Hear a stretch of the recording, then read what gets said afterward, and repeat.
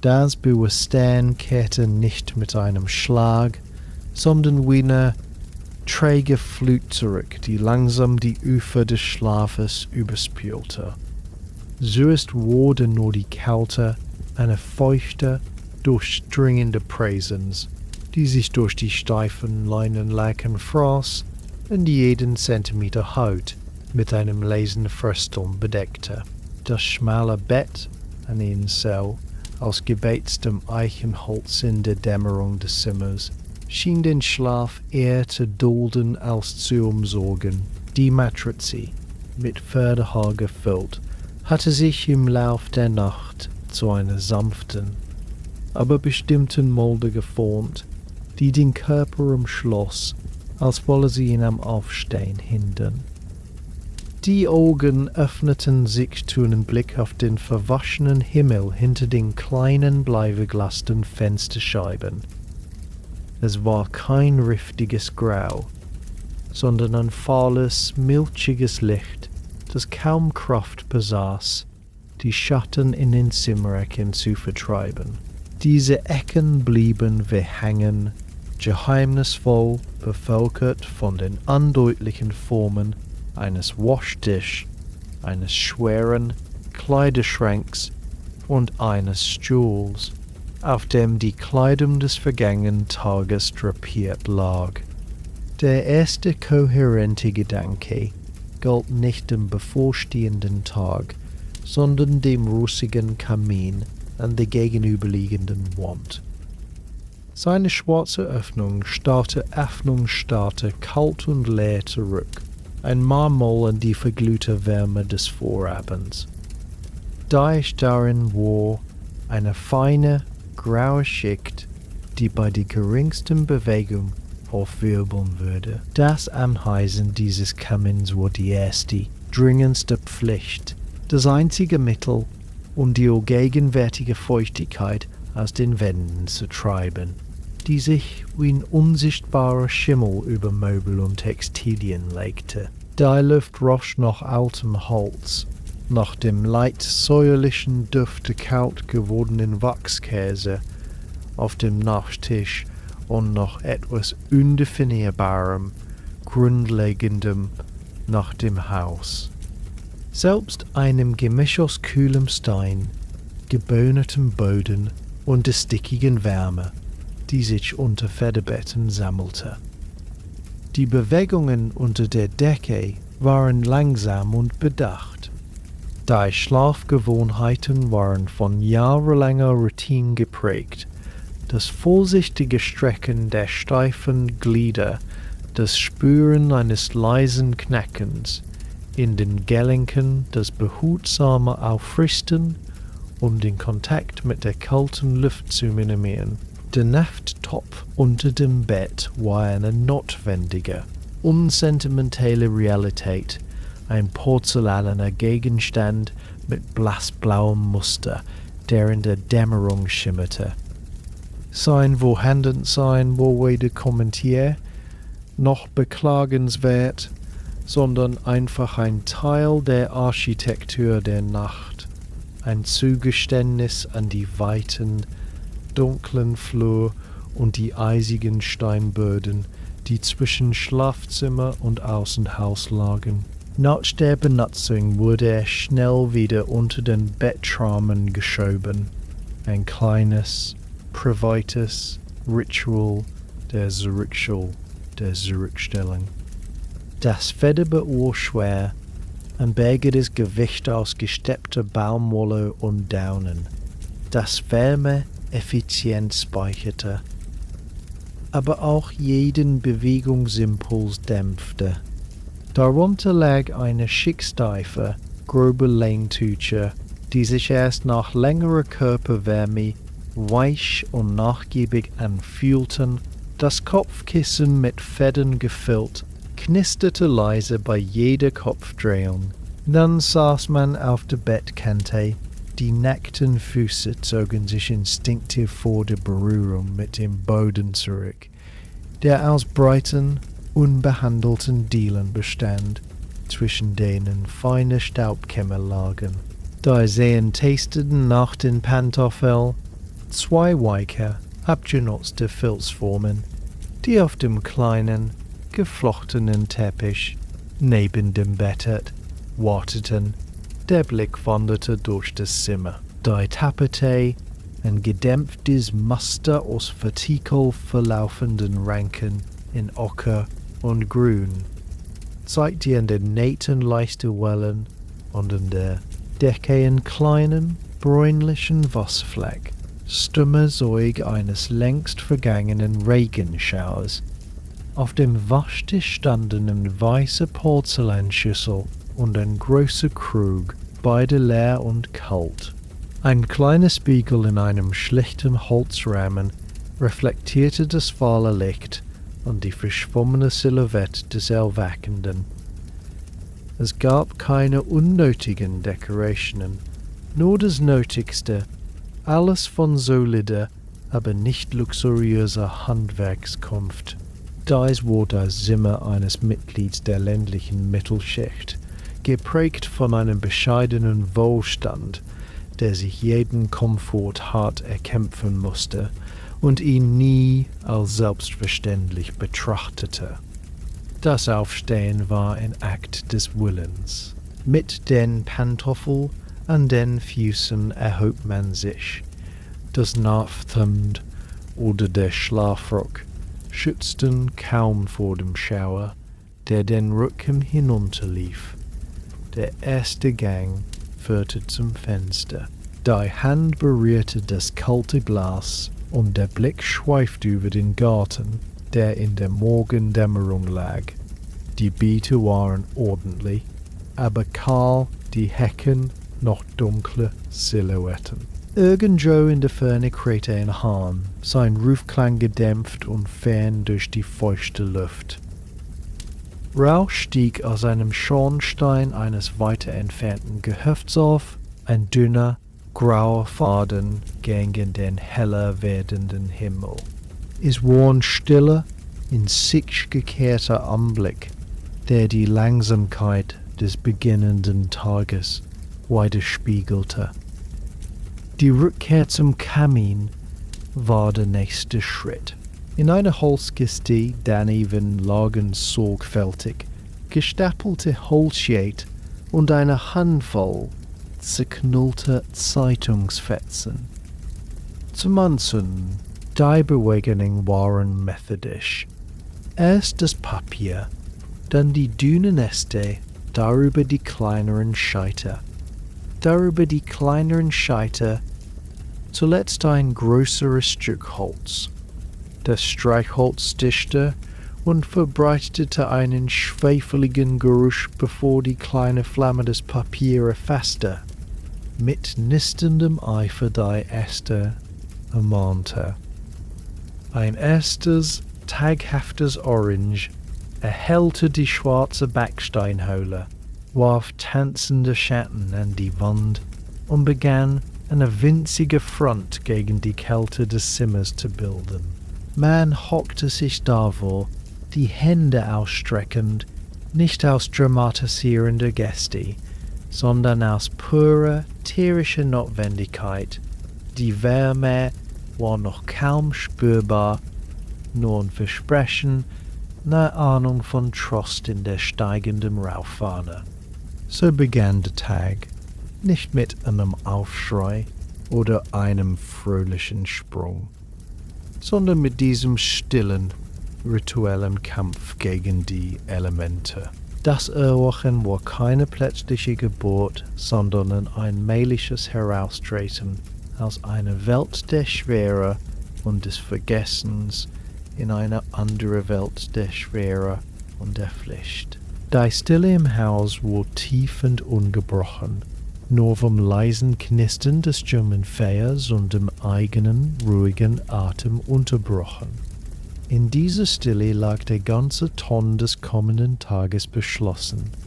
Ein gemessenes Tempo, eine geduldige Aushandlung mit der Welt, ein Leben, das sich in kleinen, sorgfältigen Schritten vollzog, vom kalten Bett bis zum russigen Kamin, der nun endlich wieder Leben atmete Das erste Geräusch, das die Stille des erweckenden Hauses zerbrach, war nicht der Weinruf, sondern das leise, aber bestimmte Läuten einer kleinen Messingglocke, die irgendwo im Flur hin. Ihr Klang war hell und metallisch.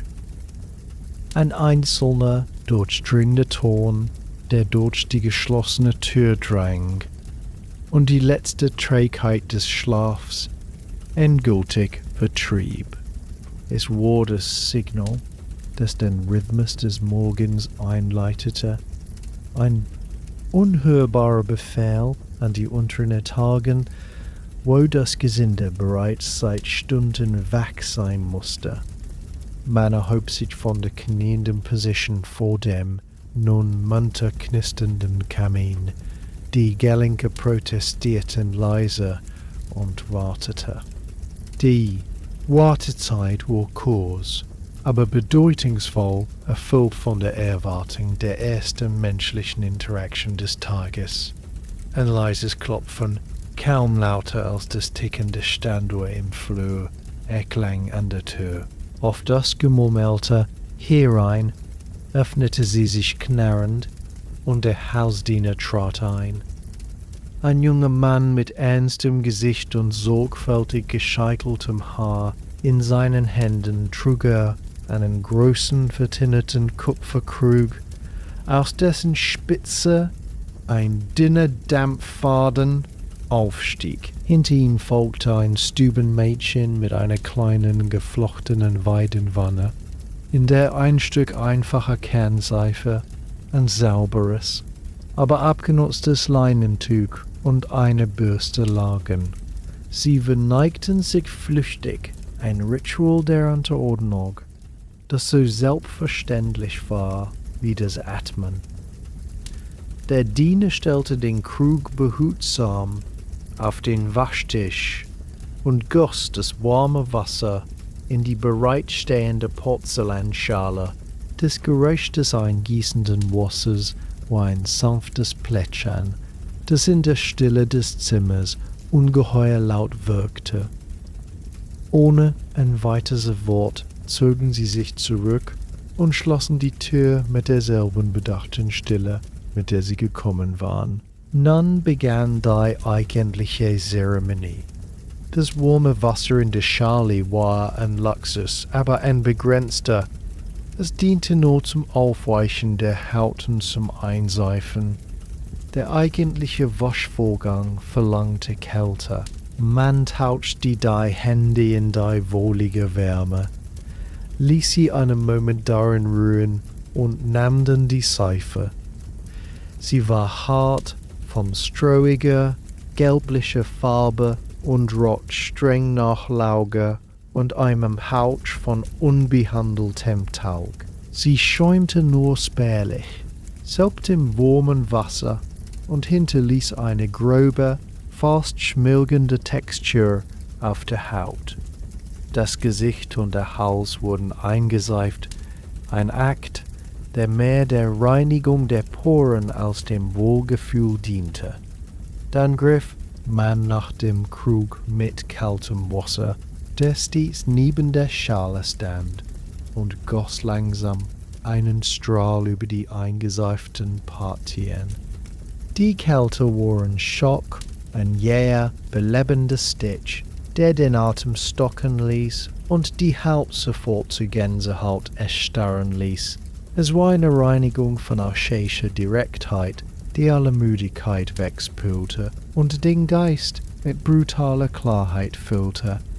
Das Wasser rann in kleinen Bettchen von Kinn und Ellbogen, tropfte auf den Waschtisch und auf den abgetretenen Teppich darunter. Man wiederholte den Vorgang, seifte die Hände und Unterarme ein, spülte sie mit dem eiskalten Nass ab. Das Leinentuch, grob gewebt und durch häufiges Waschen, schon fast steif, diente zum Abtrocknen. Es rieb sich rau über die Haut, rotierte sie und hinterließ ein Gefühl von Sauberkeit, das an Schmerz grenzte. Jede Bewegung war langsam, bedacht, fast meditativ. Es gab keine Eile, nur die konzentrierte Ausführung einer grundlegenden Handlung, für den Herrn des Hauses folgte, dann die mühsamste Prozedur, die Rasur. Das Rasiermesser lag in seinem Lederetui auf dem Waschtisch, eine schmale, gefährliche Klinge aus Stahl mit einem einfachen Griff aus Horn. Man öffnete es mit einer routinierten Bewegung, die dennoch immer einen Funken von Respekt vor der scharfen Schneide beinhaltete. Der Schleifriemen an einem Haken an der Wand wurde heruntergenommen. Das rhythmisch surrende Geräusch des Abziehens der Klinge auf dem Leder füllte das Zimmer, ein vertrautes, beruhigendes Summen. Dann wurde der Pinsel in eine kleine Schale mit Rasierseife getaucht, die etwas cremiger war als die Kernseife, aber ähnlich streng Seife, aber ähnlich streng rock. Der dünne, kaum sichtbare Schaum wurde mit kleinen, kreisenden Bewegungen auf Wangen und Kinn aufgetragen. Der Blick im kleinen Spiegel war konzentriert. Die Hand musste absolut ruhig sein. Die erste Führung der Klinge war stets ein Akt des Vertrauens. Sie glitt mit einem leisen, kratzenden Geräusch über die Haut, hob den Seifenschaum und die winzigen Barthaar darunter ab. Jeder Zug war kurz, präzise, gefolgt von einem kurzen Abwischen der Klinge an einem bereitliegenden Lappen. Der Hau darunter spannte und war empfindlich. Besonders die Stelle unter der Nase und am Adamszapfel verlangten höchste Vorsicht. Ein falscher Zug konnte eine schmerzhafte Schnittwunde bedeuten, die mit einem Stückchen Papier gestillt werden musste. Der ganze Prozedere dauerte gut 10 Minuten, eine Zeit angespannter Konzentration, in der die Welt auf die Flecke des eigenen Gesichts im trüben Spiegelglas reduziert war. Für die Dame des Hauses ersetzte ein ebenso mühsamer, aber anders gearteter Prozess die Rasur, das Frisieren, das lange Haar, über Nacht in Papilloten aus altem Zeitungspapier gewickelt oder einfach los auf dem Kissen zerzaust, musste gebändigt werden. Zuerst kam das Gründliche, oft schmerzhafte Durchbürsten mit einer schweren Haarbürste aus Schweineborsten, die Genoten löste und das Haar glättete. Dann folgte das mühsame Flechten, Drehen und Hochstecken, oft nur mit Hilfe weniger Haarnadeln und eines Netzes. Jede Bewegung war durch jahrelang Routine vorgegeben, ein komplexes Arrangement, das festsitzen musste, um den ganzen Tag zu halten. Der Blick im Spiegel prüfte kritisch jeden strengen Verlauf, korrigierte eine lose Lock, steckte eine Nadel fester. Es war eine stille Architektur, errichtet auf dem eigenen Haupt. Die Zahnfleisch war eine rudimentäre Angelegenheit. Eine kleine Dose enthielt Eingelegenheit, eine kleine Dose enthielt heitige Paste, oft gemischt mit zerkleinerten Kräutern wie Minze oder Salbei, urkläubig und hinterließ oft ein fusselndes Gefühl im Mund. Man tauchte sie in Wasser, tupfte etwas Paste darauf und schrubbte vorsichtig die Zähne in kleinen Kreisen. Der Geschmack war scharf und salzig, nicht unangenehm, aber weit entfernt von Erfrischung. Das Ausspülen mit Wasser aus einem Zinnbecher beendete den Vorgang. Auch hier war jede Handlung langsam, fast ceremonial. Es gab keine elektrischen Geräusche, kein plätscherndes, fließendes Wasser, nur das leise Schaben der Borsten, das Schlürfen des Wassers und das eigene Atmen. Schließlich stand man wieder vor dem Spiegel. Das Gesicht glühte leicht von der kalten Abreibung. Die Haut fühlte sich sauber und blank an, fast verletzlich. Die Morgentoilette war keine echte Verschönerung, sondern die Herstellung einer grundlegenden Ordnung. Sie war die Abstreifung der Nacht, diese Rückgewinnung der zivilisierten Hülle. Das benutzte non-trübe Wasser in der Skala, die abgelegte Seife, das feuchte Handtuch, alles Zeugnis einer vollbrachten kleinen Pflicht. Die Stille, die nach dem Abgang des Dieners eingekehrt war, füllte sich nun mit der stillen Zufriedenheit dieser vollendeten Rituale. Der Blick ging zum Fenster, wo das Licht nun deutlich kräftiger geworden war. Die erste und intimste Hürde des Tages wohlgenommen in einer Langsamkeit, die jedem Schritt Bedeutung verlieh, von der ersten Berührung des kalten Wassers bis zum letzten prüfenden Blick in den Spiegel. Mit der blanken, durch kalte gestraften Haut begann nun der weitaus komplexere und zeitaufwendigere Akt des Ankleidens, ein schichtweises Einhüllen, das weniger dem Komfort als der gesellschaftlichen Erwartung diente. Das Dienstmädchen oder der Kammerdiener kehrte zurück, diesmal mit einem flachen, mit Stoffstapeln gefällten befüllten Korb über dem Arm.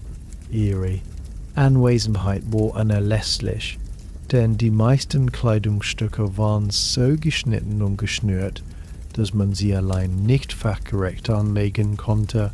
Es war ein stilles, funktionales Ballett, bei dem der Körper zum passiven Objekt der Prozedur wurde. Zuerst kam die Unterwäsche, ein Reich aus grobem Leinen und steifem Baumwollbettist. Für den Herren waren es lange, knöchellange Unterhosen und ein hemdartiges Untergewand, beide aus ungebleichtem, rauem Leimen, das auf der Haut kratzte, bis es durch Gebrauch weicher wurde. Die Nähte waren dick und prominent, ständige, leicht die Druckstellen in Hüften und Schultern. Für die Damen begann es mit einem knielangen Hemd aus ähnlichem Stoff, dessen Ärmel bis zu den Ellbogen reichten. Darüber folgten die Strümpfe aus grober Vorwie für den Alltag oder feiner Baumwolle für besondere Anlässe, gehalten von komplizierten Strumpfbändern aus gewebtem Band, die oberhalb der Knie festgeschnürt wurden. Jede Noten musste genau sitzen, ein lästiges Rutschen zu verhindern. Nun kam das strukturgebende Element. Für den Herrn war es eine gestipte Weste oder ein leichtes, wattiertes Wamps, das über dem Hemd getragen wurde, um dem Oberkörper eine vorgegebene, aufrechte Silhouette zu verleihen. Für die Dame war es das Korsett, ein Instrument aus starkem, unbiegsamem Leinen, verstärkt mit dünnen Fischbeinstäben, die vertikal eingenäht ran. Das Mädchen half beim Anlegen, wickelte die Schnürung an der Rückseite um ihre Hände und zog mit einem gleichmäßigen, beharrlichen Zug. Die Luft entwich in einem leisen, gequälten Hauch. Die Rippen geben munter dem Druck nach. Der Teller wurde Zentimeter um Zentimeter eine unmögliche Schlankheit abgerungen. Das Atmen wurde zu einer flachen oberen Brustangelegenheit, ein tiefes Luftholen unmöglich. Es war kein Schmerz, sondern ein konstantes, ein schränkendes Bewusstsein, ein Gefängnis aus Stoff und Knochen, das die Haltung diktierte. Brust heraus, Schultern zurück. Kein entspanntes Lehnen möglich. Über das Korsett oder die Weste kam die nächste Schicht. Beide dem ein steifes, oft gestecktes Unterkleid aus Baumwolle, das die Form des Korsetts glättete und eine Barriere zum eigentlichen Kleid bildete. Beim Herrn das eigentliche Hemd aus feinerem, aber immer noch steifem Leinen, mit einer hochstehenden, geschlossenen Kragenpartie, die den Hals umschloss. Die Manschetten waren weiten Mustern mit Manschettennöpfen, aus Metall oder Perlmutt geschlossen werden. Eine fümmelige Angelegenheit, die ruhige Hände und Geduld erforderte. Jeder Knopf winzig und glatt, musty und glatt, musste durch ein ebenso winziges Kornflock gefädelt werden, ein Test für die Feinmotorik in den noch kalten Fingern. Erst jetzt folgte die äußere Kleidung. Das Kleid der Dame wurde vom Mädchen herbeigetragen, ein schweres Gewand aus Wolle oder für bessere Tage aus festem Baumwollmuslin. Es wurde von oben über den Kopf gestülpt, ein Moment der Blindheit und des Eingeschlossenseins im dunklen Stoff, bevor es über Schultern und Hüften fiel. Der Stoff rauschte schwer, und sofort spürte man sein Gewicht. Der Rock war wollenlang, reichte bis auf den Boden und würde bei jedem Gang über die Dilien schleifen und Staub auffüllen. Der Ausschnitt war hoch, die Ärmel lang und eng, anliegend, an Handgelingen mit kleinen Knöpfen verschlossen. Das Mädchen nähte sich hin, um die Reihe der oft über 30 kleinen Stoff- oder Metallknöpfe am Rücken zu schließen, einen nach dem anderen in einer mühsamen, minutenlangen Sequenz des Einhakens und Durchschiebens. Der Hals ist seine Hose, an aus, schwerem, unelastischem. Touch das in Detail mit einem breiten, verstellbaren Bund und Hosenträgern gehalten wurde. Die Beine waren gerade geschnitten und weit. Sie sackten die Knöchel und bedeckten die Oberlederschuhe fast vollständig. Dann die Weste aus feinerem Wollstoff, oft in einer gedeckten Farbe wie Grau oder Braun, mit einer langen Reihe kleiner Perlmuttknöpfe. Zuletzt der Gehrock, das wichtigste Kleidungsstück, aus dickem, oft meliertem Tweed oder Kammgarn. Er saß eng an den Schultern, schnürte die Bewegung der Arme ein und fiel in langen Schößen bis zu den Oberschenkeln herab. Jede Jacke hatte ihre eigene, steife Persönlichkeit, die sich erst nach Stunden des Tragens weicher anfühlte. Die Accessoires vervollständigten die Einschränkung, eine steife Halsbinde oder Krawatte aus weißem Leinen, die in komplizierten Windungen um den Hals gelegt und mit einer Nadel fixiert wurde, so dass das Drehen des Kopfes zu einer bewussten Anstrengung wurde. Die Kette aus Messing oder Silber, die über der Weste baumelte. Für die Damen schmaler Ledergürtel, oft mehr dekorativ als nützlich, und vielleicht ein einfaches Halstuch aus Seide, das einzige weiche Element in der ganzen Montur. Zum Schluss dann man da, eingepackt, geschnürt und geknöpft. Die Kleidung war eine zweite Haut, aber eine unbequeme Schwere, die jeden natürlichen Bewegungsimpuls dämpfte. Man ging nicht, man schritt, man bückte sich nicht, man neigte sich vorsichtig aus der Hüfte. Das Sitzen war ein sorgfältiges Manöver, keine Falten zu werfen oder Naht zu überdehnen. Der Stoff raschelte bei jeder Bewegung, ein ständiges akustisches Begleitsignal der eigenen Anwesenheit. Der Wall roch nach Mottenpulver an Lagerung. Das gestärkte Leinen knisterte leise. Es war eine Rüstung für den Alltag, konstruiert, voll Dauerhaftigkeit und Repräsentation, nicht für Freiheit. Das Dienstmädchen oder der Diener trat zurück, musterte das Ergebnis mit einem kritischen Blick, strich eine unsichtbare Faser vom Ärmel, nickte dann knapp. Die Mogento-Toilette war abgeschlossen. Der Körper war nun bereit für die Welt, eingefasst, geformt und diszipliniert, ein zivilisiertes Paket, das die raue, ungeordnete Wirklichkeit des Lebens darin verbergen sollte. Man atmete die Flatsch, spürte den Druck des Stoffes auf den Schultern, das enge Band um den Hals und wandte sich langsam der Tür zu, bereit, den Tag in dieser starren Hülle zu bestehen. Der Gang vom Schlafzimmer in den Frühstücksraum war eine erste Probe der neuen steifen Hülle.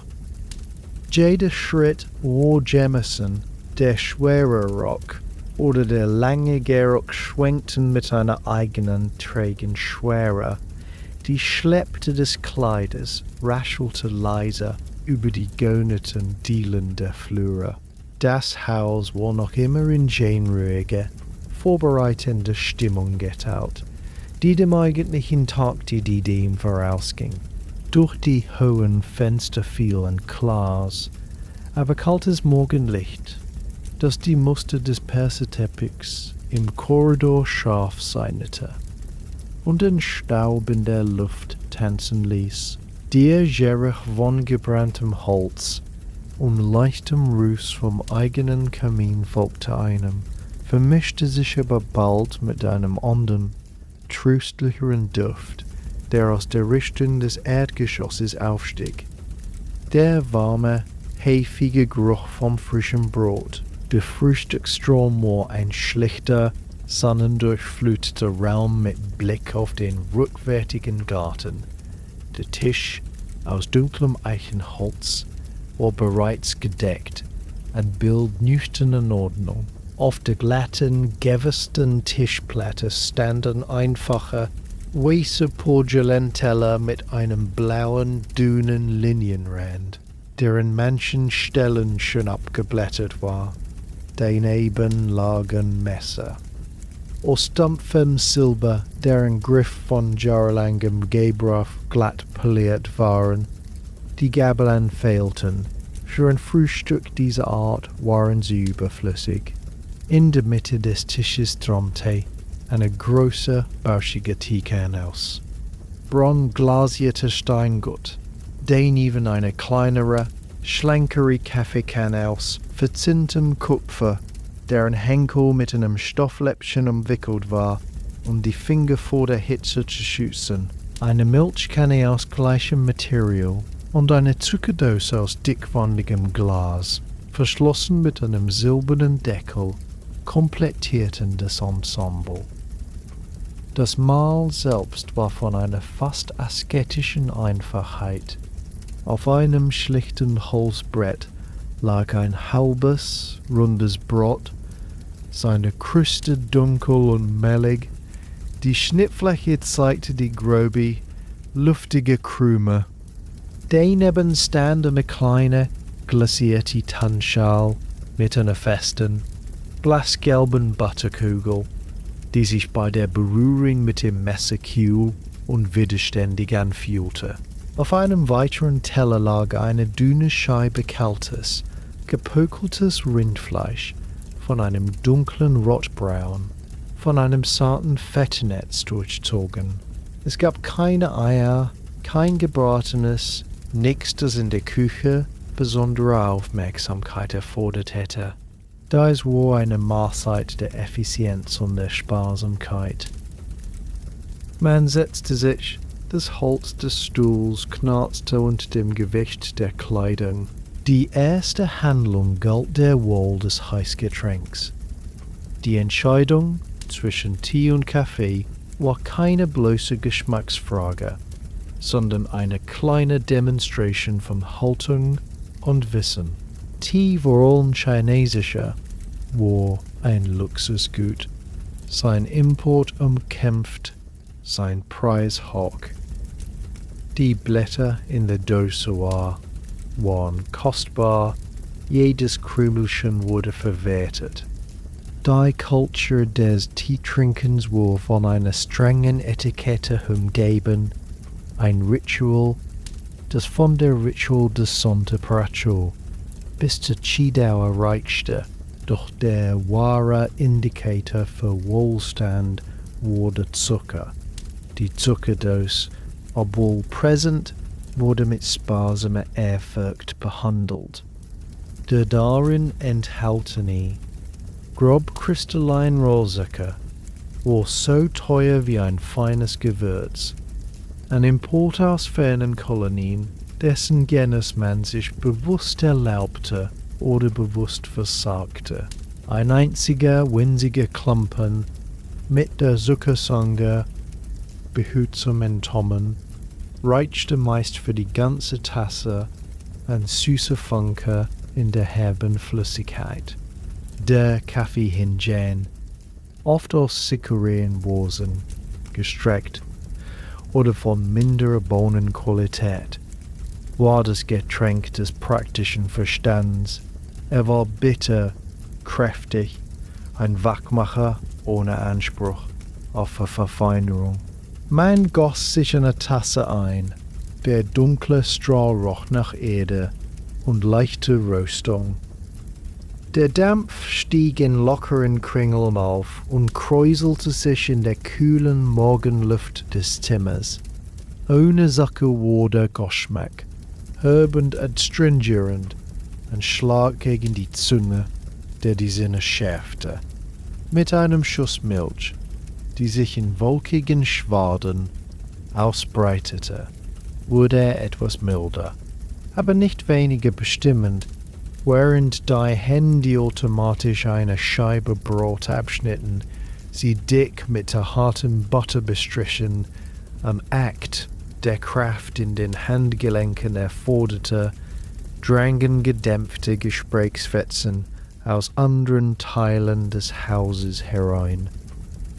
Vom Vorher war das leise Scheuen eines Bessens zu hören, begleitet von den gedämpften Murmeln der Haushälterin, die Anweisungen an ein Mädchen gab.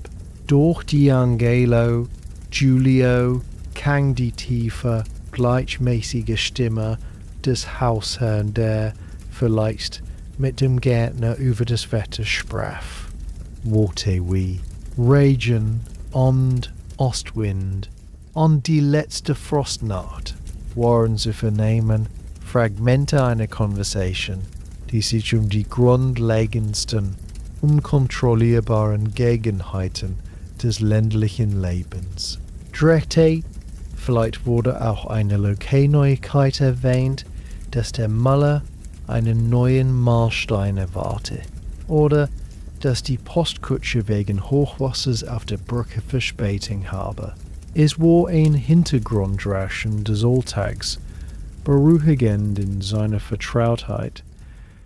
Die Sinne waren ganz auf diese einfachen Erfahrungen konzentriert.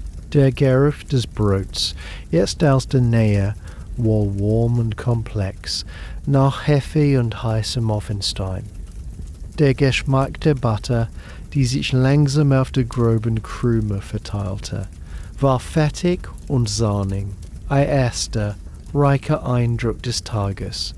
Das kalte Fleisch, in Mandressstücke geschnitten, war salzig und zäh.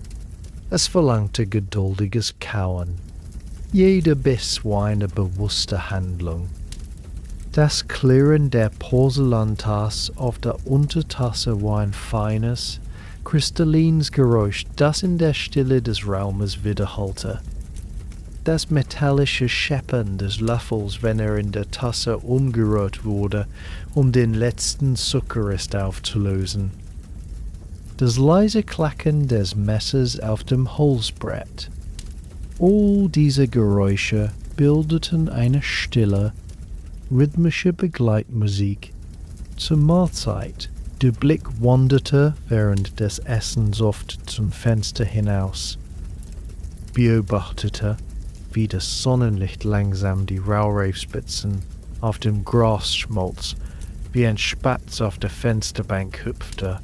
Es war ein Moment der Ruhe und des Sammels, ein Atemholen zwischen den Anstrengungen der Morgentoilette und den Pflichten, die der Tag noch bereithielt.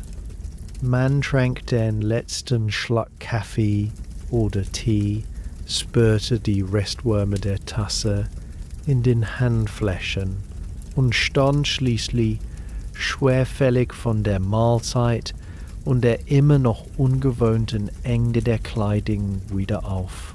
Das einfache Frühstück war beendet, sein Zweck erfüllt.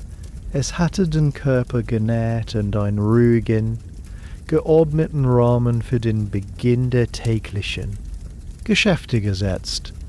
Das leise, aber unüberhörbare Klopfen an der Haustür, kurz nachdem die Frühstückstassen abgeräumt worden waren, war ein Signal von fast feierlicher Bedeutung. Es war das Klopfen des Postboten, ein Geräusch, das die engen Grenzen des Hauses durchbrach und eine Verbindung zur weiten, langsamen Welt jenseits der Grafschaft herstellte. Man hörte die Schritte des Dieners im Flur, das Knarren der schweren Eichentür, dann das gedämpfte Murmeln eines kurzen Austauschs. Kurz darauf erschien der Diener im Frühstückszimmer, ein schmales, flaches Tablett aus poliertem Holz in den Händen, auf dem die Morgenpost feierlich arrangiert lag. Er stellte es mit einer kleinen Verbeugung auf den Tisch, neben die leere Zuckerdose, und zog sich geräuschlos zurück. Auf dem Tablett lagen nur wenige Stücke, jedes ein kleines Monument der Geduld. Da war es der Brief, das wichtigste Stück. Er war nicht in einem gewöhnlichen Umschlag, sondern bestand aus einem einzigen, gefalteten und dann sorgfältig versiegelten Blatt teuren, cremefarbenen Papiers. Das Papier war dick, mit einer feinen, fast unsichtbaren Linierung, und fühlte sich unter den Fingern glatt und schwer an, ein Zeugnis seines Preises.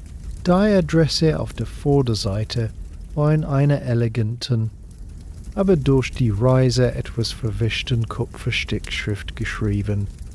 Das eigentliche Kunstwerk aber war das Siegel, ein Tropfen dunkelroten Siegellacks, in der Mitte mit einem Petschaft aus Messing gepresst, das das Wappen oder die Initialen des Absenders zeigte.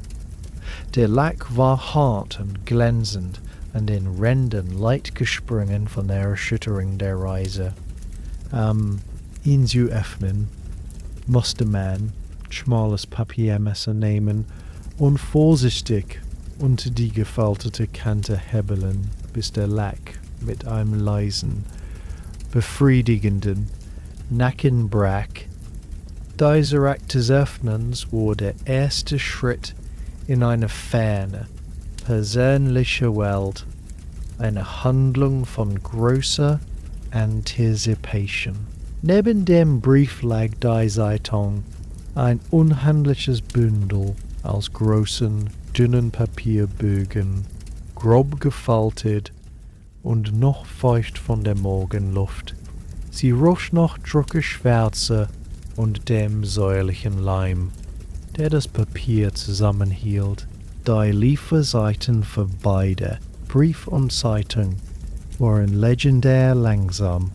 Was man heute in Händen hielt, war mindestens 2 Tage alt, oft älter. Nachrichten aus London benötigten mit der Postkutsche bei gutem Wetter und guten Straßen eine seltene Kombination, mindestens einen Tag. Aus weiter entfernten Grafschaften oder gar vom Kontinent konnten Wochen vergehen.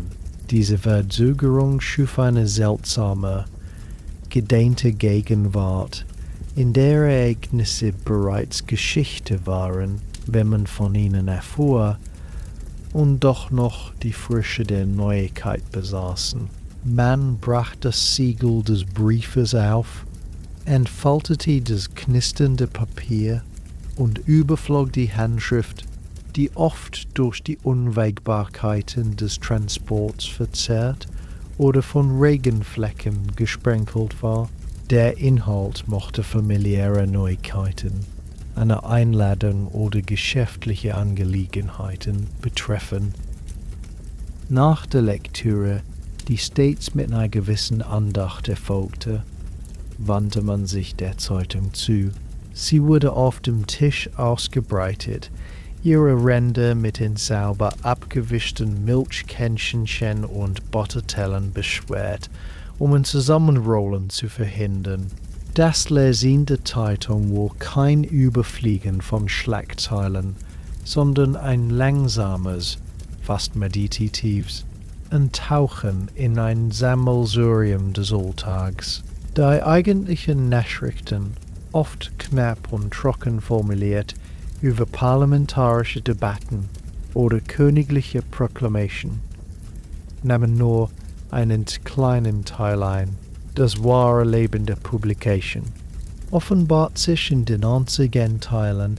Die Augen glitten über eine endlose, dicht gedruckte Aufzählung von Kuriositäten und Noten. Da wurden verloren Hostie angezeigt. Ein Schosshähnchen, weiß mit braunen Flecken, Antwortneim, Effidelio, entlaufen in der Nähe des Marktplatzes von Market Harborough. Feinde wird belohnt. Oder gesellschaftliche Ereignisse. Lady Middleton gibt die Verlobung ihrer Tochter, Miss Eleanor Fairfax, mit Herrn Reginald Thorne Esq. bekannt. Die Trauung soll im kommenden Frühjahr in der St. Michaelis Kirche vollzogen werden. Dazwischen fanden sich die seltsamsten und wundersamsten Anpreisungen von Patentmitteln. Ganze Spalten waren gefüllt mit Versprechungen für Wunderelixiere.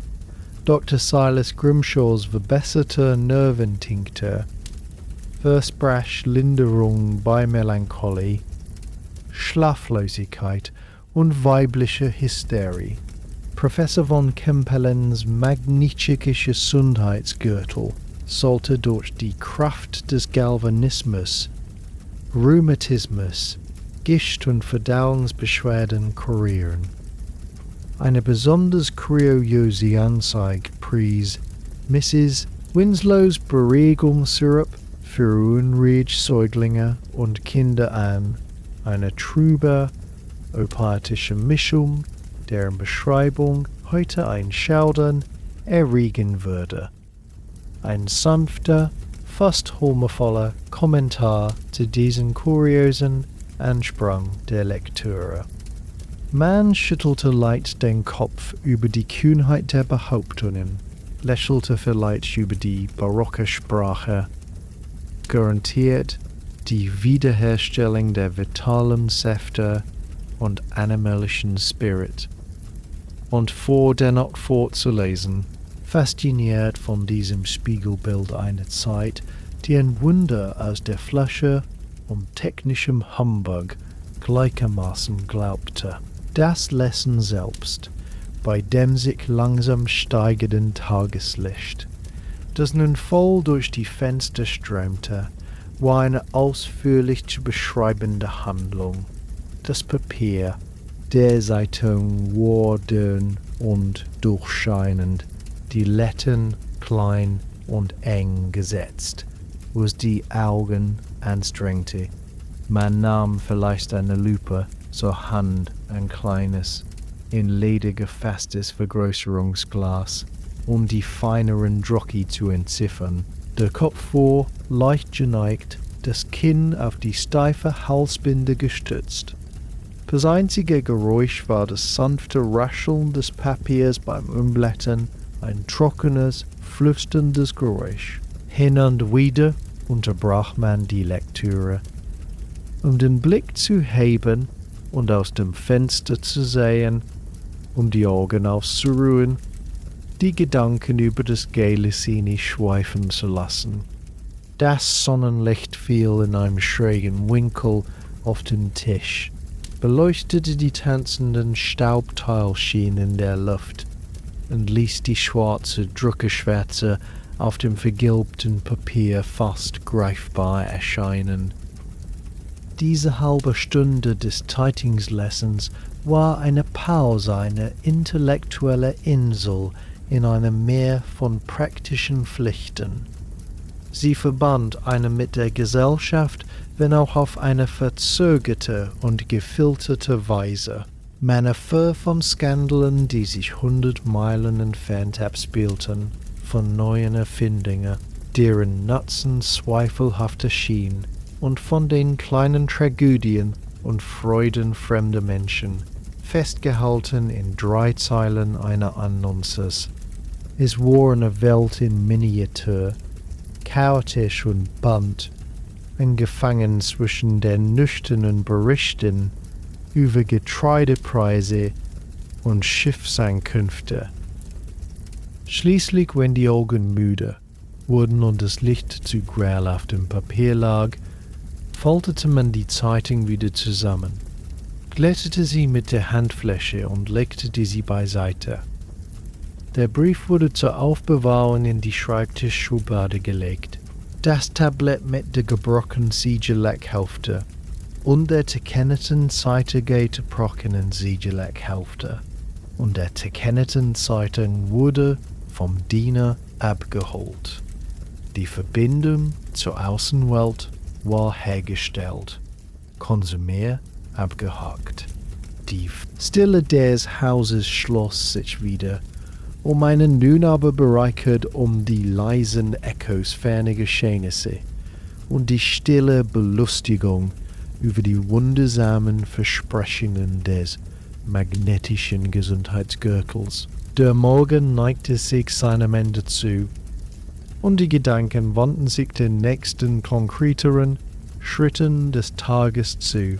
Der Entschluss, das Haus zu verlassen, reichte nicht aus Abenteuerlust, sondern aus der Notwendigkeit kleiner Besorgung und dem stillen Druck, der sich in den 4 Wänden nach dem Frühstück und der Lektüre aufbaute. Die Außenwelt lockte nicht mit Verheißungen, sondern mit der Pflicht, sich in ihr zu beweisen. Zuerst galt es, die bereits komplexe Kleidung für die Unbilden des Weges zu wappnen. Der Übersieher. Ein schwerer, oft etwas abgetragener Gehrock aus dickem, wasserabweisendem Wolltuch wurde vom Diener herbeigebracht. Er roch nach Kampfer und feuchter Wolle, und sein Gewicht lastete spürbar auf den bereits belasteten Schultern. Die Ärmel waren weit genug, die des darunter liegenden Rocks aufzunehmen, aber dennoch einschränkend. Dann der Hut, für den Herrn ein steife Zylinder aus Filz, dessen Länder Oberfläche schon kleine Kratzer zeigte, für die Damen kleinere, aber nicht weniger steife Hut aus Stroh oder Filz, fest mit Bändern und vielleicht einer schlichten Feder verziert. Er wurde mit langen, spitzen Nadeln im Haar befestigt. Ein unangenehmes Gefühl von Zug und Stich auf der Kopfhaut. Schließlich der Regenschirm, ein unverzichtbarer Begleiter, selbst unter einem blassblauen Himmel. Er lag, griffberührt in einem Sterngefäß in der Diele. Ein schlankes, dunkles Ding aus lackiertem Holz und schwerem schwarzem Baumwollstoff, der nach nassem Leder roch. Man nahm ihn zur Hand, spürte das Gewicht des Schaftes und die Spannung der gespannten Rippen. Aber weniger ein Werkzeug gegen Regen, in diesem Moment als ein Zepter der Vorbereitung, ein Symbol für die Feindseligkeit der Elemente, denen man entgegentrat. So ausgerüstet öffnete der Diener die Haustür und ein Schwall kühler, unverbrauchter Luft schlug einem entgegen, vermischt mit dem erdigen Geruch des Gartens und eine ferne Ahnung von Rauch aus den Dorfschornsteinen. Die Straße, die vom Haus wegführte, war keine Straße im heutigen Sinne, sondern ein unbefestigter Feldweg, eine von Rädern und Hufen ausgefahrene Rinne in der Landschaft.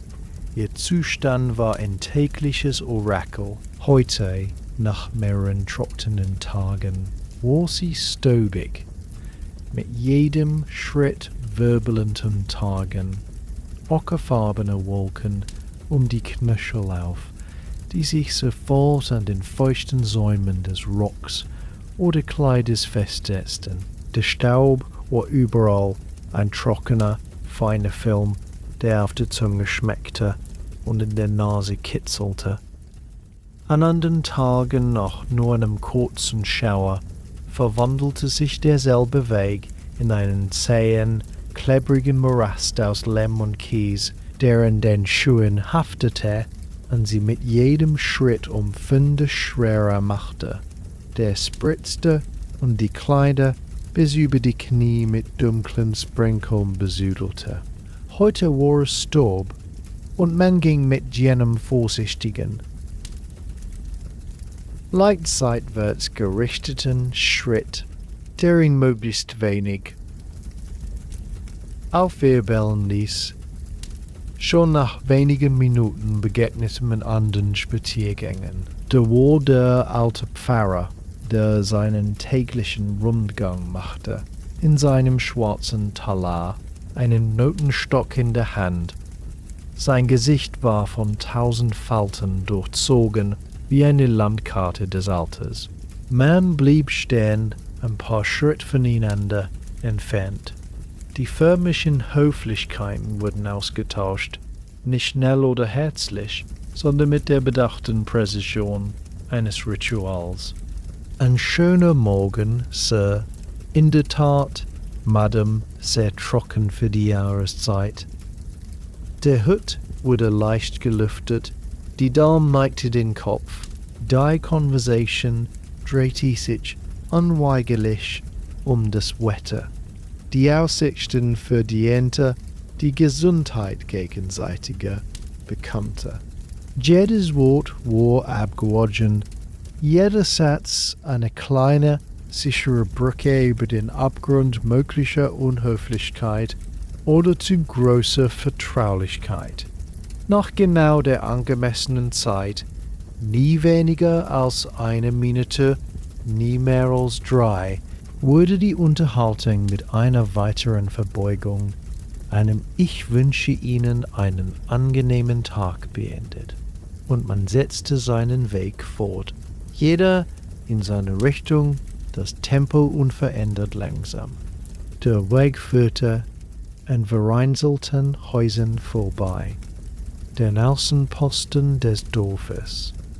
Ihre Architektur sprach von praktischem Sinn und begrenzten Mitteln, Fachwerkbauten mit weiß getünchten Gefachen, deren Holz schon dunkel nachgedunkelt war, Dächer aus mooswirkendem Stroh oder schweren, moosbewachsenen Steinplatten.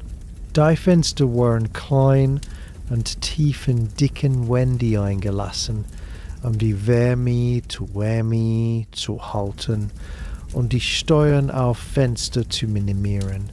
Viele hatten niedrige, steinerne Umfassungsmauern, die kniehoch das Anwesen liefen. Die Gärten dahinter waren keine sehr geehrt. sondern Arbeitsflächen. In ordentlichen Reihen wuchsen Kohl und Kartoffel, Bohnen rankten an Stangen empor. Ein paar dürre Rosenströcke oder Fliederbüsche nahe der Haustür stellten den einzigen Anflug von Verschönerung dar, ein zaghafter Versuch, das Nützliche mit dem Angenehmen zu verbinden. Über allem lag eine Atmosphäre stiller, fast schweigsamer Zweckmäßigkeit. Rauch stieg träger aus den Schornsteinen, aber kein Lachen oder lautes Rufen war zu hören. Das Gehen selbst war ein Akt der Contemplation. Das Tempo wurde diktiert von der schweren Kleidung, den unbequemen Schuhen und der Notwendigkeit, den staubigen Weg zu behalten. Es war kein flottes Schreiten, sondern ein gemessenes, fast schleppendes Vorankommen. Der Regenschirm diente als Wanderstock, seine Spitze grub kleine Löcher in den weichen Staub. Der Blick schweifte über die Felder, die sich zu beiden Seiten ausbreiteten, noch braun von der Winterruhe, nur hier und dort mit einem ersten, zarten Grünschimmer überzogen. Die Luft war still, unterbrochen nur vom entfernten Gackern von Hühnern, dem Bellen eines Hofhundes oder dem leisen Seufzen des Windes in den kahlen Ästen einer Reihe alter Ulmen. Die Eigenatmung war deutlich hörbar, ein leichtes Keuchen, das von der Enge des Korsetts oder der Weste kam. Jeder Schritt war ein kleines Ereignis, ein bewusstes Heben und Senken des Fußes, das Gefühl des unebenen Bodens durch die dünne Ledersohle.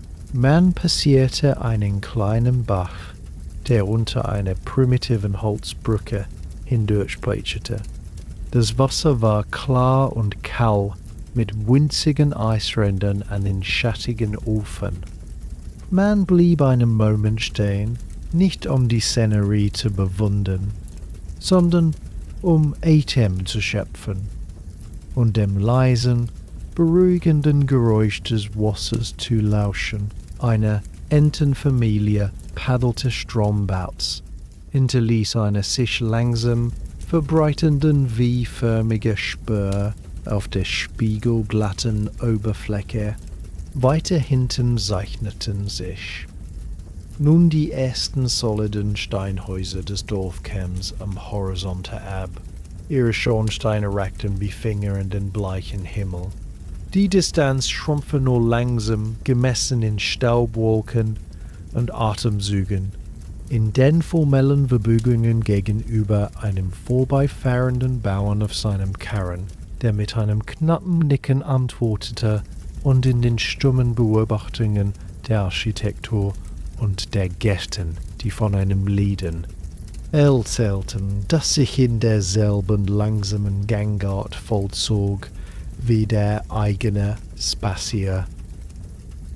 Der Weg war das Ziel, oder vielmehr, der Weg war die unumgängliche, staubige Prozedur, die dem Ziel vorausging, eine Meditation in Bewegung, eingepackt in Wolle und Höflichkeit. Der Dorfplatz öffnete sich nicht plötzlich, sondern schälte sich allmählich aus dem Geflecht der Zufahrtswege, ein unebenes Dreieck aus festgestampfter Erde, umgeben von den niedrigen, geduckten Gebäuden des täglichen Bedarfs. In der Mitte stand eine Steinerpampe mit einem rostigen Schwengel, darunter eine stets feuchte, von Tropfen ausgehöhlte Steinschale. Das eigentliche Ziel jedoch war das breiteste der Gebäude, das Kaufmannsladen, erkennbar an der weitgehend entblätterten goldenen Schrift auf dem Schild über der Tür und den tiefen, staubigen Fenstern, hinter denen ein schautisches Arrangement von Waren, nur schemenhaft zu erinnern, war. Ein Glutschen schepperte hell und fordernd, als man die schwere, mit Eisenbändern beschlagene Tür aufdrückte und in eine andere Welt heimte. Die Atmosphäre schlug einem entgegen, wie eine warme, dichte Decke. Es war ein einziger, komplexer Geruch, der sich aus 100 Einzelnoten zusammensetzte. Der süßliche Duft vom frisch geschnittenem Seifenriegel, der scharfe, reinigende Hauch von Essig, der erdige, trockene Geruch von Saccharin in dem mehlendem Getreide. Darüber lag der würzige Atem vom getrockneten, kräuternden Kräutern, der metallische Schimmer vom neuem Eisen und der fettige, animalische Dunst vom Taukeksen. Die Luft war staubig und still das Licht, das durch die schmutzigen Scheiben fiel, vergedämpft und golden, ließ die unzähligen Staubteilchen tanzen, die über den Regalen schwebten. Der Raum war bis unter die Niedrige, mit dunklen Balken verschiedener Decke gefüllt, Regal, aus grobem Holz, Kohlen über mit Gläsern, Dosen, Bollen und Kisten. An der Wand hingen Besen, Stricke und einfache Werkzeuge. Auf dem langen, abgenutzten Holztisch in der Mitte türmten sich Säcke mit Mehl und Hafer, daneben standen Fässer mit Heringen in Salzlake und ein offenes Gefäß mit sauren Gurken, deren durchdringender Geruch eine eigene, saure Note in das olfaktorische Konzert einbrachte. Hinter dem Tisch tauchte Mr. Higgins, der Kaufmann, aus dem Halbdunkel eines Hinterzimmers auf. Er war ein Mann von ruhiger Präsenz, mit einer großen Schürze über seinem Bauch und Ärmelschonen aus Leder. Sein Gesicht war freundlich, aber seine Augen waren die eines Mannes, der Preise und Gewichte im Schlaf berechnen konnte. Man zog die sorgfältig beschriebene Liste aus einer Tasche des Übersehers, ein schmales Stück Papier mit einer sauberen Aufzählung der benötigten Haushaltsgüter. Mr. Higgins nahm sie entgegen, nickte und begann, ohne ein weiteres Wort, seine Runde durch das Labyrinth seines Lebens. Jeder Gegenstand war eine kleine Zeremonie.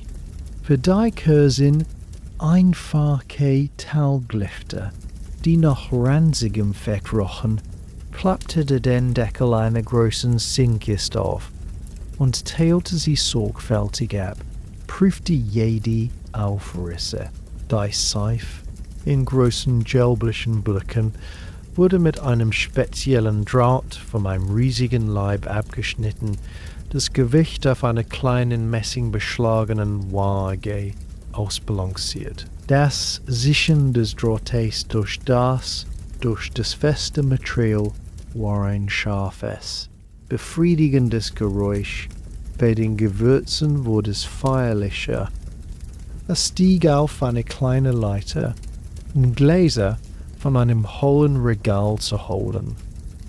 Pfefferkörner, dunkel und runzlig, wurden in einem steinernen Mörser zu einem groben Pulver zerstoßen. Der dumpfe, rhythmische Schlag holte im Raum wieder. Muskatnuss, eine kostbare, einzelne Kugel, wurde auf einer winzigen Reibe gerieben, ihr warmer, süßer Duft breitete sich sofort aus und überdeckte für einen Moment alle anderen. Jedes Gewürz, ob Zimtstangen oder Nelken, wurde in braunes Papier gewickelt und mit einem Stück Schnur verschnürt. Dazu kamen ein Sack grobes Salz, ein Päckchen Nadeln, ein Bund Kerzendochter und ein kleiner Beutel mit blauen Ultramarren zum Wäscheblau. Während er arbeitete, begann das unvermeidliche Plaudern. Mr. Higgins berichtete in seiner ruhigen, monotonen Stimme von der verspäteten Lieferung von Kaffee aus Bristol, vom Preisverfall bei der Wolle und der Krankheit der Frau des Schmieds. Es war kein Gespräch im eigentlichen Sinne, sondern ein einseitiger Bericht aus der Perspektive des Knotenpunkts allen dörflichen Handels. Hin und wieder wurde er von einer Frage unterbrochen, auf die er knapp und sachlich antwortete. Das eigentliche Ritual aber war das Feilschen. Als alle Waren auf dem Tresen aufgereiht lagen, nannte Mr. Higgins eine Summe.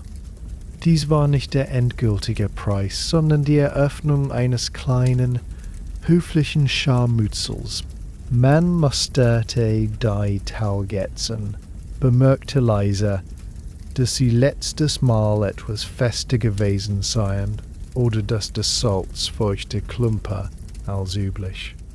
Mr. Sir Higgins schufzte theatralisch, verwies auf die gestiegenen Transportkosten, ein Gegenangebot wurde gemacht, etwas unter der ursprünglichen Summe. Nach einigem Hin und Her, einem Lächeln und einem Schulterzucken, einigt man sich auf einen Preis genau in der Mitte zwischen den beiden ersten Forderungen. Es war ein Tanz, der weniger um Geld ging als um gegenseitigen Respekt und die Aufrechterhaltung einer sozialen Ordnung, in der nichts seinen vollen, ausgesprochenen Wert haben durfte. Die erworbenen Waren wurden in eine robuste Leonentus gepackt. Sie waren zahlreich, aber überraschend leicht. Die Tasche hing nun am Arm, ein bescheidenes Gewicht, das dennoch ein Gefühl der Erfüllung vermittelte. Beim Verlassen des Ladens, das Glöckchen schepperte erneut, drang aus einer Seite, das Glöckchen schepperte erneut, drang aus einer Seindruck heran. Ein rhythmisches, metallisches Klang, Klang, Klang, begleitet von einem Zischen, als würde Wasser auf glühendes Eisen gegossen, und dem schweren, süßlichen Geruch von verbranntem Kohlenstau und glühendem Stahl. Es war die Schmiede. Ein kurzer Blick durch das offene Tor zeigte das Inferno, das gleißende, orangefarbene Herz des Feuers in der Esse, die gewaltige, rußgeschwärzte Silhouette des Schmieds, der mit einem riesigen Hammer auf ein glühendes Stück Eisen einschlug, das jeden Schlag mit einem Schauer funkelnder Späne quittierte. Es war schmutzig, laut und roh, der absolute Gegenpol zur geordneten, riechenden Welt des Kaufmannsladens. Man wandte sich schnell ab, die Augen geblendet, die Ohren noch vom Drohnen erfüllt. Diese Welt der rohen Kraft und des Feuers gehörte nicht zu einem. Sie war notwendig, aber fremd. Der Rückweg trat mit der gefüllten Tasche an. Die Sonne hatte sich etwas höher geschoben, warf nun kürzere, schärfere Schatten. Der staubige Weg schien vertrauter, die Begehung schien vertrauter, die Begegnungen seltener, da die Morgenaktivitäten im Dorf ihrem Höhepunkt zustrebten. Die Tasche schwang leicht mit jedem Schritt, ihre Inhalte schepperten leise. Das Gewicht war nicht belastend, eher eine angenehme Bestätigung der getanen Arbeit. Die Gedanken wanderten schon voraus zu den häuslichen Pflichten, die auf die Rückkehr warteten, die Übergabe der Waren an die Köchin, die Inspektion der neuen Kerzen, das Einräumen des kostbaren Puffers in den Gewürzschrank. Der Spaziergang zurück war ruhiger, in sich gekehrter als der Hinweg. Die formellen Höflichkeiten gegenüber den wenigen anderen Fußgängern wurden, mit noch größerer Sparsamkeit ausgetauscht. Ein kurzes Nicken, ein flüchtiges Guten Tag. Die Landschaft nun von der anderen Seite betrachtet. Es schien nicht anders, aber die Wahrnehmung hatte sich verändert. Man sah nicht mehr die Details der Häuser, sondern die Linie der Hecke, die zum eigenen Grundstück führte. Das erste Erkennen des Schornsteins des eigenen Hauses über den Baumwipfeln. Die leichten waren in der Tasche, waren mehr als nur Gegenstände. Sie waren die materiellen Bestandteile des kommenden Alltags, die Kerze, die den Abend erhellen, die Seife, die den Abend erhellen, die Seife, die die Wäsche reinigen, der Pfeffer, der das einfache Essen würzen. Bewohner der fundamentalen Handlung des Lebens in der Grafschaft, ein langsames, sinnliches Eintauchen in die Welt des Handels und der Gemeinschaft, gefolgt von der stillen Rückkehr in die Privatsphäre des Heims. Der Sturm wirbelte wieder auf, der Regenschirm stützte den Schritt, und das Haus näherte sich, ein vertrauter Anker in der weiten, stillen Landschaft. Die Rückkehr ins Haus war ein Übergang von der stürmigen Öffentlichkeit in die geräuschlose Privatsphäre der Verwaltung.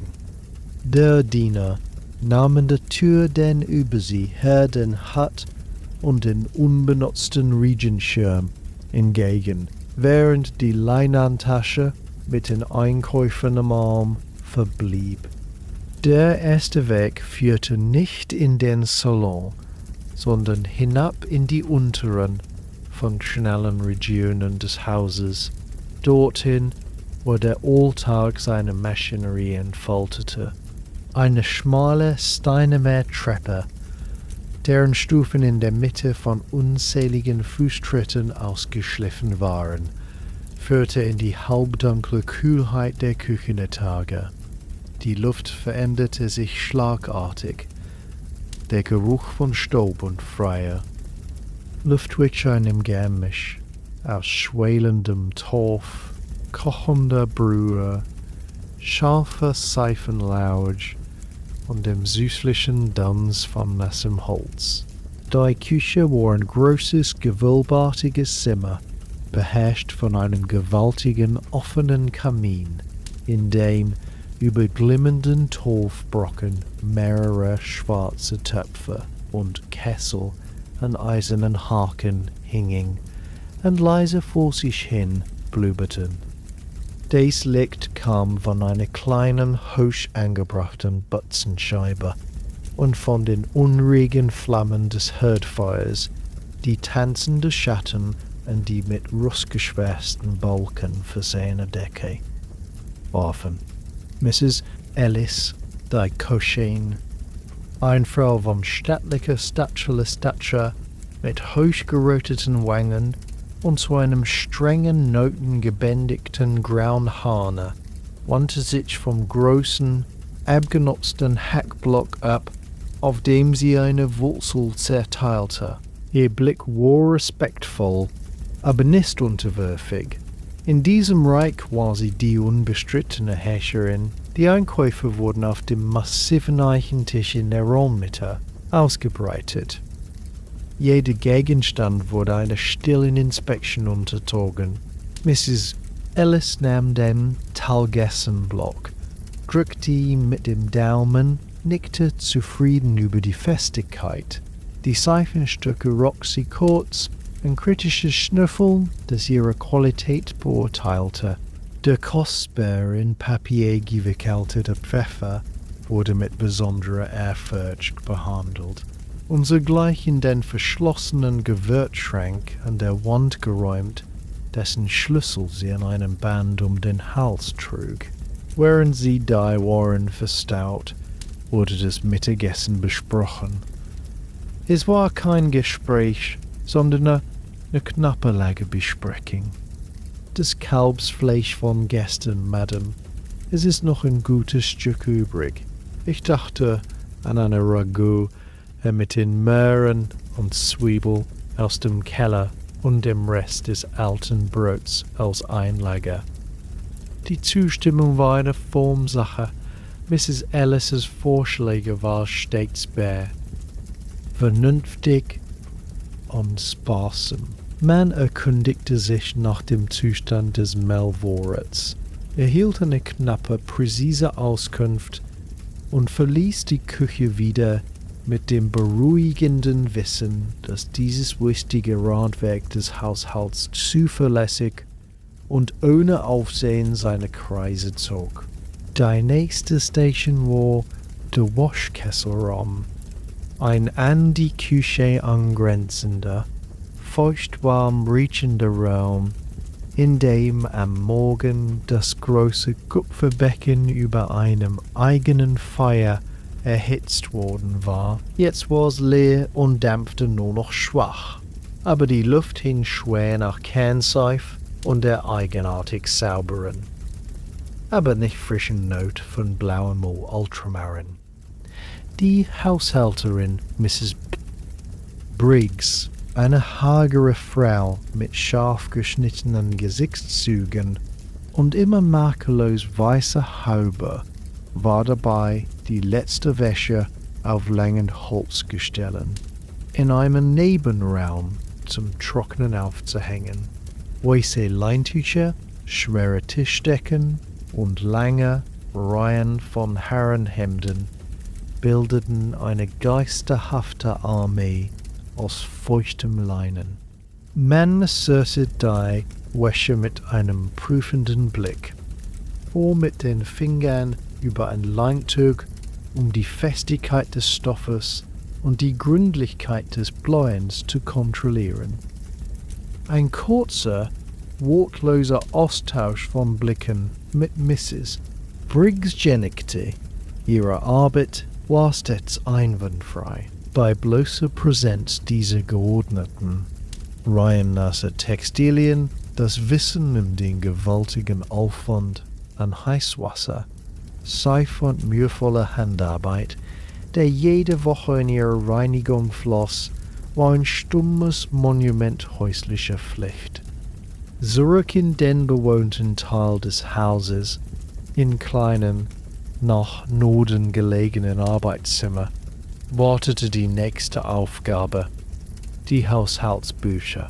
Sie lagen auf dem schweren Schreibtisch, ein großer, in Leder gebundener Folien, daneben ein Tintenfass und eine Reihe eingespitzter Gänsekieler.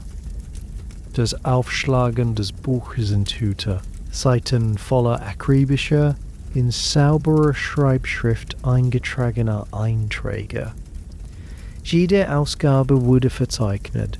12 April an Mr. Higgins, Kaufmann, für 1/5 Talgaxen, 1/5 Talgaxen, 1 bound 3 shilling, 6 pence. April an den Metzger Thompson, für ein Kalbsviertel, 7 shilling, 2 pence. Die Zahlen wurden überprüft, die laufenden Summen mit leiser Zufriedenheit betrachtet, und sie im Rahmen der wöchentlichen Vorgabe blieben. Dies war die nüchterne Ziele des Haushalts, die unsentimentale Abrechnung mit der Welt, die Sicherstellung, dass die Ausgaben die Einnahmen nicht überstiegen. Das Eintragen der heutigen Ausgaben für Kersentochter und Ultramaren war eine meditative Handlung, das Kratzen der Feder auf dem rauen Papier das einzige Geräusch. In dem sonst stillen Raum, danach folgten die kleineren, fast therapeutischen Pflichten des Innehaltens. In einem Korb neben dem Lesesessel lagen wartende Handarbeiten, ein paar Herrensocken, an der Ferse durchgescheuert. Man nahm ne davon, spürte das Grobe, aber weich gewaschene Wollgewebe und griff nach Stopfnadel und Zwirn. Die Bewegung war rhythmisch und beruhigend. Das Aufspannen des Locks über den hölzernen Stopfpilz, das Einfädeln der Nadel, das Weben eines unsichtbaren Netzes, neuer Fäden über die Schwachstelle. Jeder Stitch war klein, präzise, eine stille Reparatur der Abnutzung des Alltags. Es gab keine Eile, nur die langsame, sorgfältige Wiederherstellung der Ordnung in einem winzigen Ausschnitt der Welt. Später am Schreibtisch wurde die Unordnung der Morgenpost beseitigt. Der Brief mit dem gebrochenen Siegel wurde in einem Fach für beantwortungspflichtige Korrespondenz abgelegt. Die Zeitung dann durchgelesen, wurde glatt gestrichen und einem Stapel alter Zeitungen beigelegt, die später zum Ansenden der Feier oder zum Einwickeln von Gegenständen dienen würden. Der eigenen Schreibutensilien wurden neu geordnet, die Gänsefedern nach Schärfe sortiert, das Sandstreifässchen nachgefüllt mit feinem, trockenem Sand zum Trocknen der Tinte, das Tintenfass vorsichtig nachgefüllt aus einer größeren Flasche. Jeder Gegenstand erhielt seinen genau definierten Platz in den Schubladen oder auf der lederbezogenen Schreibanterlage. Diese Ordnung war kein bloßer Tick, sondern eine notwendige Verteidigung gegen das Chaos, eine Verkörperung des Prinzips, dass jedes Ding seine Bestimmung und seinen Platz haben müsse. Während all diese stillen Tätigkeiten war das Haus um einen herum lebendig, mit der unsichtbaren Präsenz der vielen Dienstboten, jedes mit seiner spezifischen, unverrückbaren Rolle. Über Kopf hörte man das rhythmische Scheuen des Stubenmädchens, das die Schlafzimmerböden bockte. Ab und zu huschte das Küchenmädchen, eine schüchterne, rothaarige Gestalt, mit einem Kohleimer durch den Flur in Richtung der oberen Stockwerke, um die Kamine nachzuheizen. Der Gärtner war durch das Fenster zu sehen, wie er mit einer Grabgabel die Gemüsebeete umgrub, seine Bewegungen langsam und kraftvoll. Der Diener bewegte sich lautlos durch die Räume, leerte Aschekübel, brachte frisches Wasser und sorgte dafür, dass die Vorhänge gerade hingen. Es war ein kleines, perfekt aufeinander abgestimmtes Ökosystem, in dem jede Bewegung vorhersehbar und jede Pflicht klar umrissen war. Die eigene Rolle darin war die des Aufsehers, des stillen Dirigenten, der nicht jede Note spielte, aber sicherstellte, dass die Symphonie in der richtigen Tonart und im richtigen Tempo erklang. Die häuslichen Pflichten von der Besprechung mit der Köchin bis zum Stopfen der Socke hatten keine Dramatik. Sie waren eine beruhigende Aufzählung kleiner Siege über den Verfall und die Unordnung. Jede erledigte Aufgabe war ein Stein in einem unsichtbaren Mosaik der Kontinuität. Sie füllten die Zeit zwischen dem Morgenausgang und der Mittagsmahlzeit mit einer sinnvollen, wenn auch undramatischen Tätigkeit. Als die Standuhr im Flur zum ersten Mal die 11. Stunde schlug, ein tiefes, vibrierendes Gong, Gong, Gong, Gong, Gong, das durch das ganze Haus hallte, legte man die stopfende Nadel beiseite, schloss das Haushaltsbuch und richtete den Blick auf den leeren Kamin im Arbeitszimmer. Die häuslichen Pflichten waren für diesen Tag im Wesentlichen getan.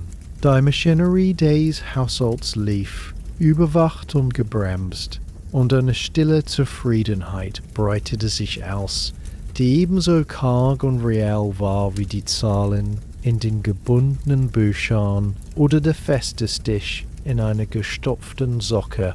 Die Stille des Hauses war nun eine andere als die des Morgens. Sie war erfüllt von der Präsenz geleisteter Arbeit.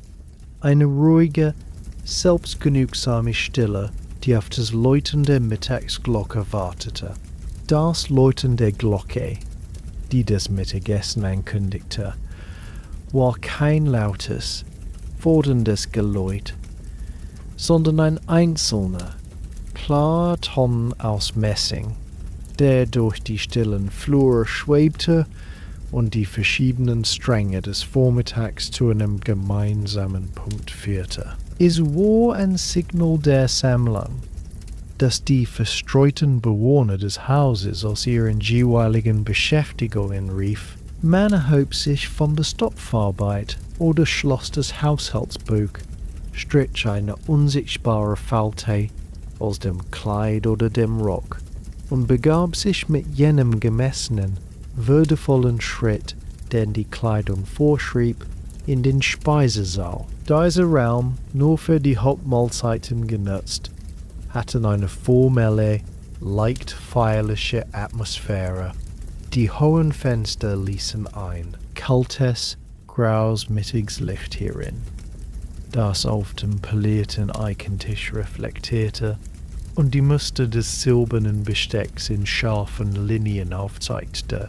Der Tisch war nicht üppig gedeckt, aber mit einer peinlichen Genauigkeit arrangiert, die jeden Mangel an Fülle durch Strenge ausglich. An jedem Platz stand ein tiefer Teller für die Suppe, flankiert von einem schmalen Teller für das Hauptgericht.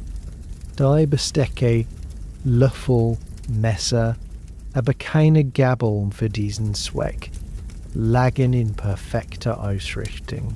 In der Mitte des Tisches standen schlichte, sinnende Salz und Pfefferstreuer und ein einziger, schmaler Vase mit ein paar winterlichen Zweigen von Efeu, die einziges Zugeständnis an Decoration waren.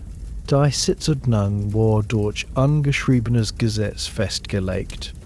Der Hausherr thronte am Kopfende des Tisches in einem schweren Lehnstuhl mit hoher Rückenlehne. Ihm gegenüber, am anderen Ende, saß die Hausherrin.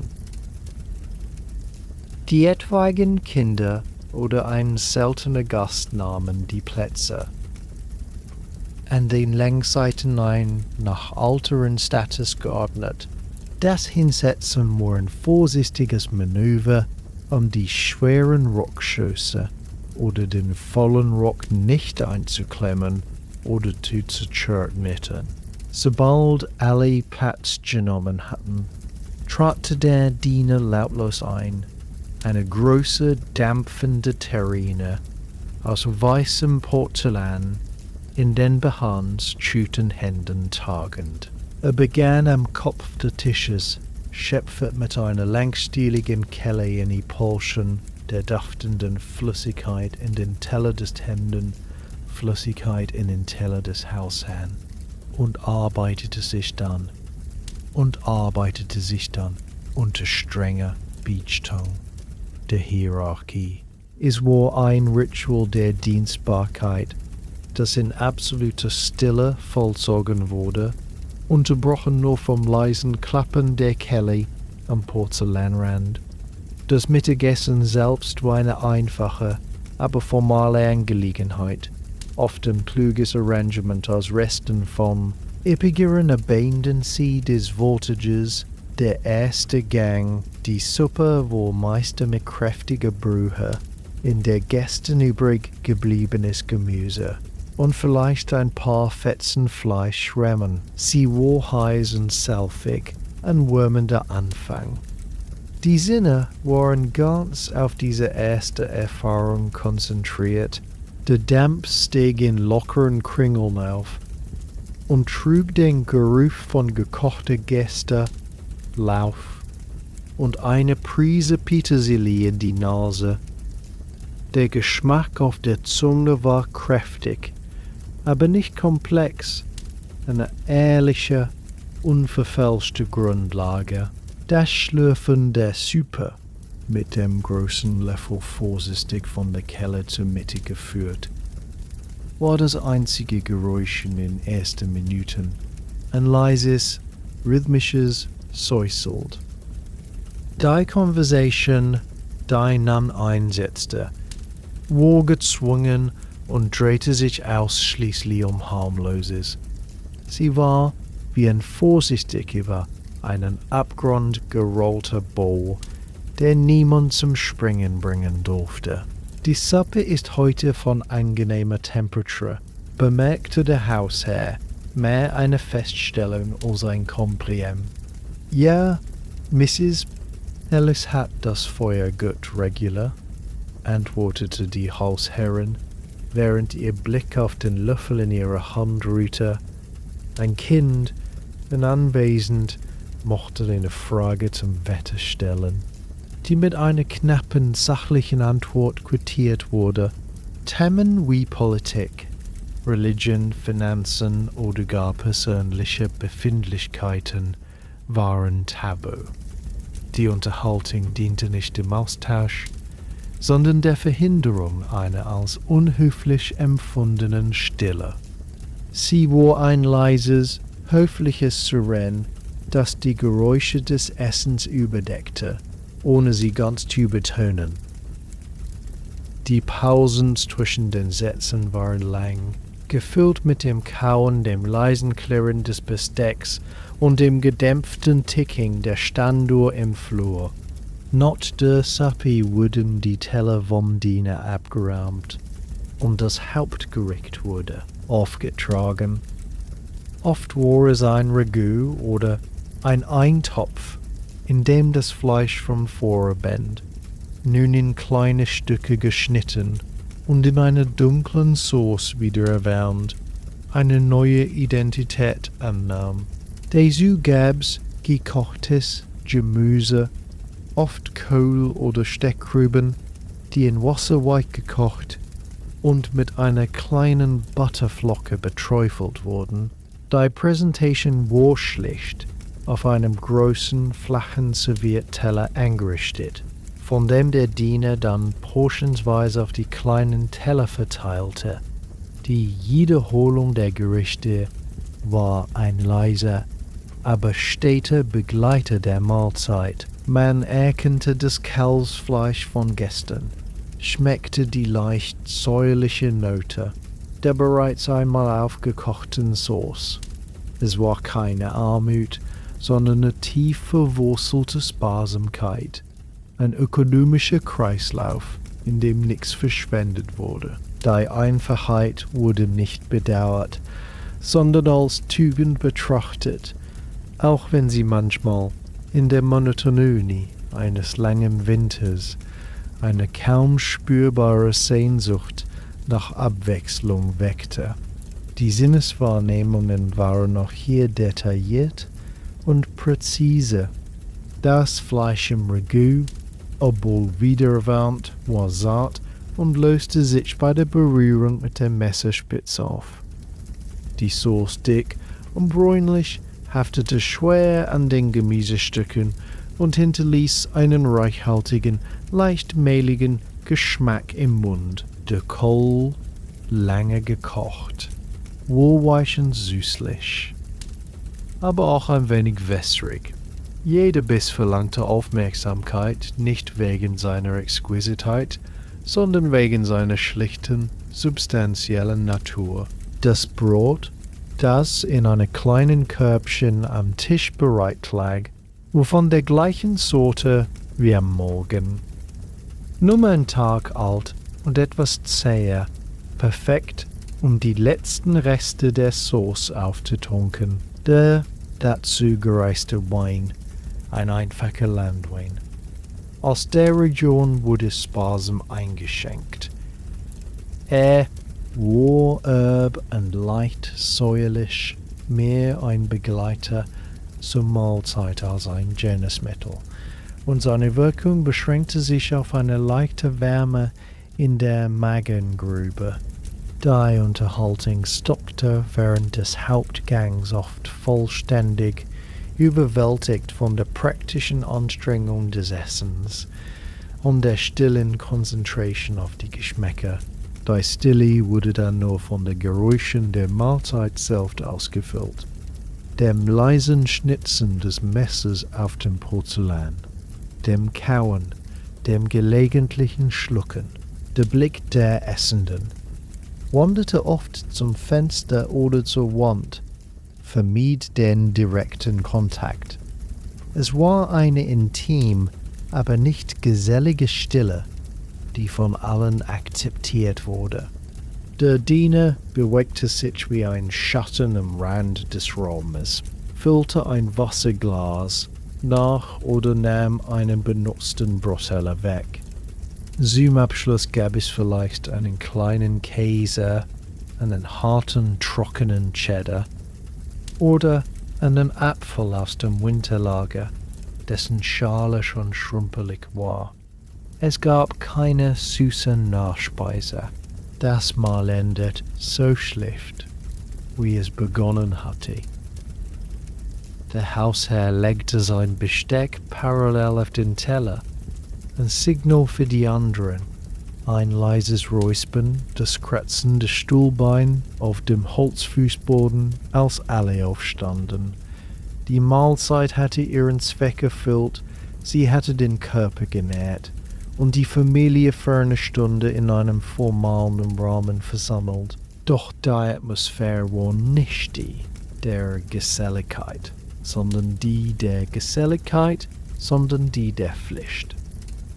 Man verließ den Speisesaal mit demselben gemessenen Schritt, mit dem man ihn betreten hatte, das Gefühl der Sättigung im Bauch, aber eine leichte, unausgesprochene Leere im Geist.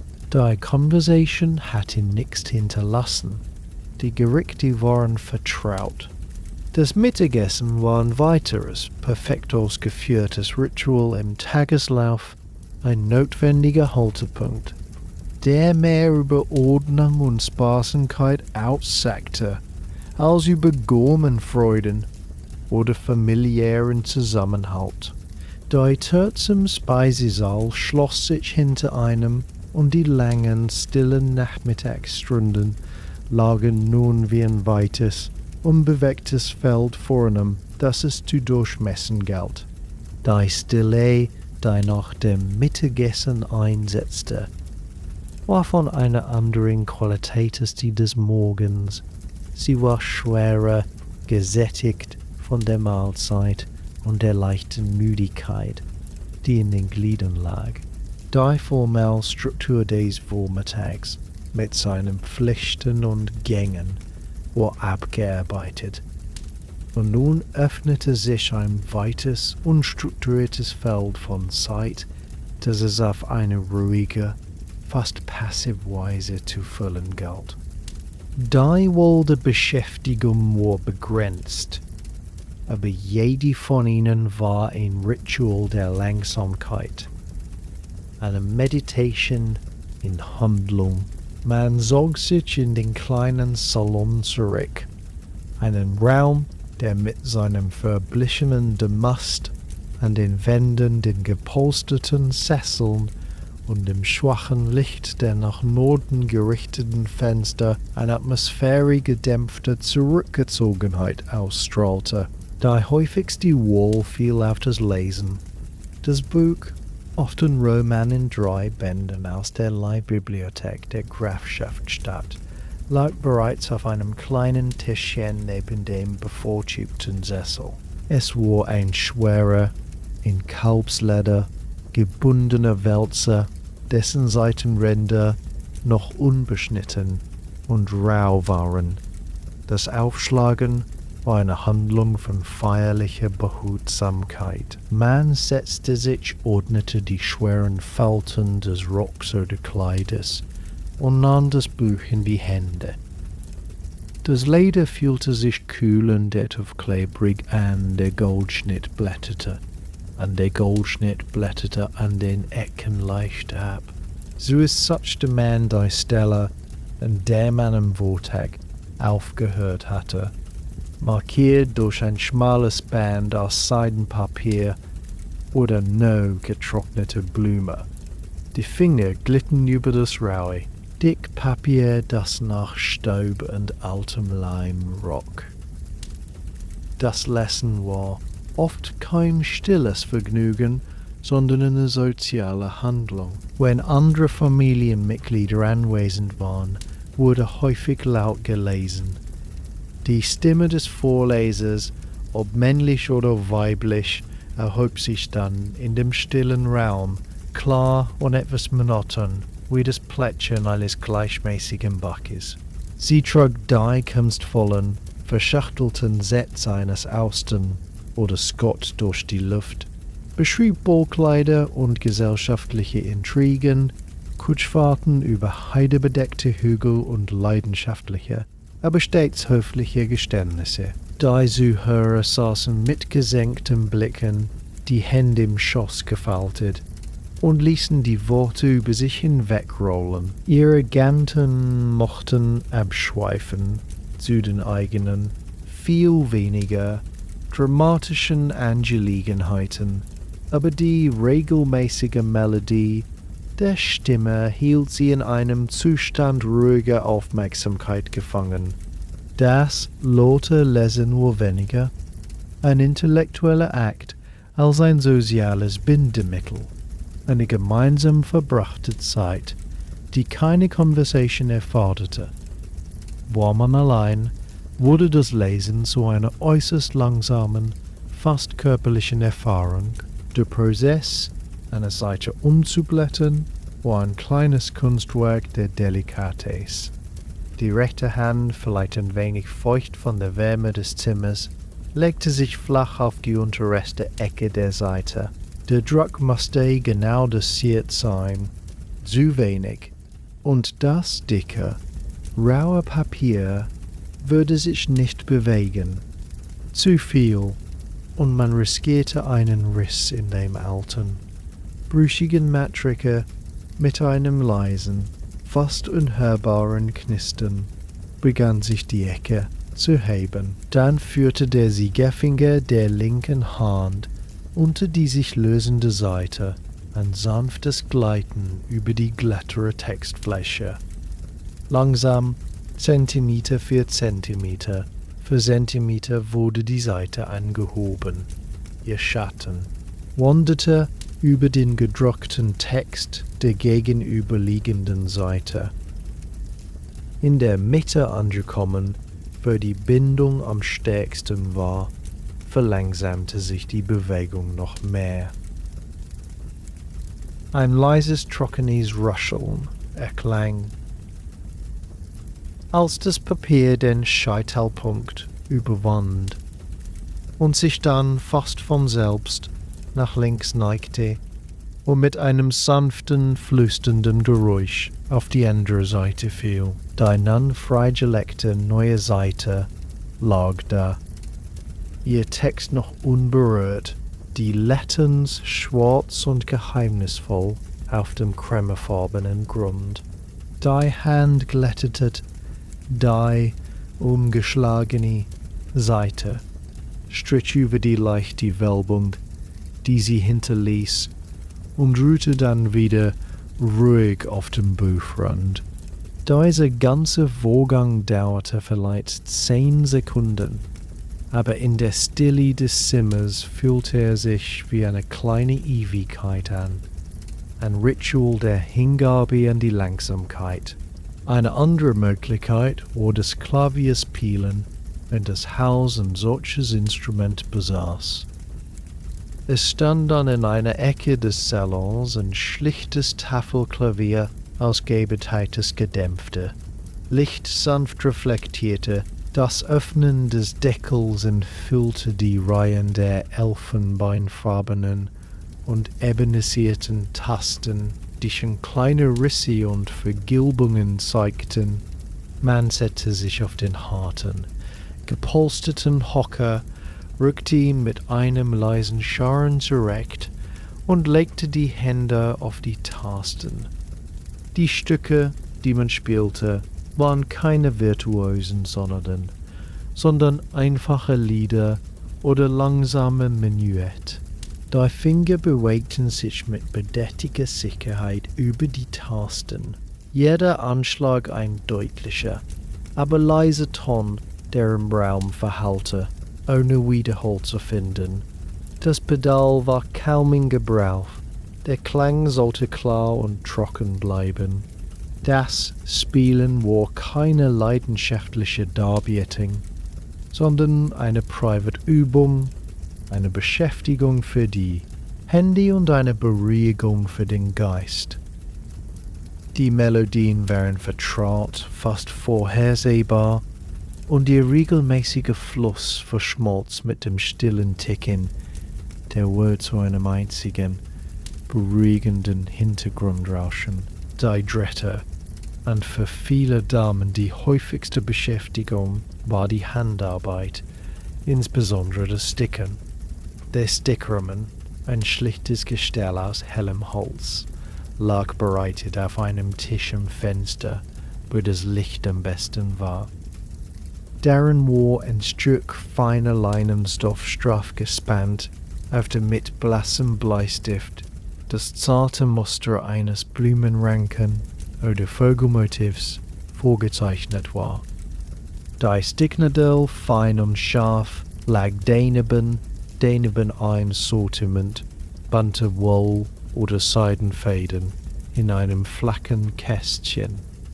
Man setzte sich, zog den Rahmen zu sich heran und wählte einen Faden aus, vielleicht ein gedämpftes Blau oder ein sanftes Grün. Das Einfädeln der Nadel war die erste kleine Herausforderung. Man hielt die winzige Öse gegen das Licht, zwirbelte das Ende des Fadens zwischen den Lippen feucht und glatt und führte ihn dann mit ruhiger Hand durch die enge Öffnung. Ein kleiner Noten am Ende sicherte ihn. Nun begann der eigentliche Meditative Act. Die linke Hand hielt den Rahmen wommernd hin. Die Finger spürten die Spannung des Stoffes. Die rechte Hand führte die Nadel von unten nach oben durch den Lehnen, durchstieß das Material mit einem leisen, kaum hörbaren Pop. Der Faden sog sich nach, glatt und nachgiebig. Dann von oben nach unten setzte man den nächsten Stich, genau einen halben Zentimeter entfernt, um einen der sogenannten Plattstiche zu formen. Die Bewegung war klein, präzise, wiederholend. Die Nadel glänzte im Licht bei jedem Einstich. Der Faden spannt sich für einen Moment, bevor er im Stoff verschwand. Jeder Stich war ein winziges, vollendetes Werk, ein Punkt der Farbe auf dem neutralen Grund. Die Gedanken konnten während dieser Arbeit völlig abschweifen. Die Hände arbeiteten von allein, getrieben von einer tief verwurzelten Muskel- und Augenkoordination. Der Blick war auf die winzige Stelle gerichtet, wo die Nadelspitze als nächstes erscheinen würde. Die Welt reduziert auf dieses Quadratzentimeter große Feld aus Faden und Gewebe. Die Fortschritte waren unmerklich langsam. Nach einer halben Stunde mochte erst der Umriss eines Blattes fertig sein, eine winzige farbige Linie in einem Meer von Unbearbeitetem. Das war ohne Bedeutung. Die Zeit hatte hier keinen Zweck, außer dem des Vergehens gemessen in Stichen. Im Hintergrund all dieser stillen Tätigkeiten war das sanfte, regelmäßige Ticken der Standuhr im Flur die einzige Konstante. Es war kein lautes, forderndes Ticken, sondern ein gedämpftes, metallisches Tock, Tock, Tock, das durch die geschlossene Tür drang wie der Herzschlag des Hauses selbst. Es strukturierte die Stille, gab ihr einen Rhythmus, ohne sie zu brechen. Jedes Ticken markierte, eine vergehende Sekunde, aber in der trägen Atmosphäre des Nachmittags schienen diese Sekunden gedehnt, schwer von der Wärme des Feuers im Kamin und der sättigenden Mahlzeit. Das Ticken war ein beruhigendes Versprechen der Kontinuität. Solange es erklang, war die Welt in Ordnung.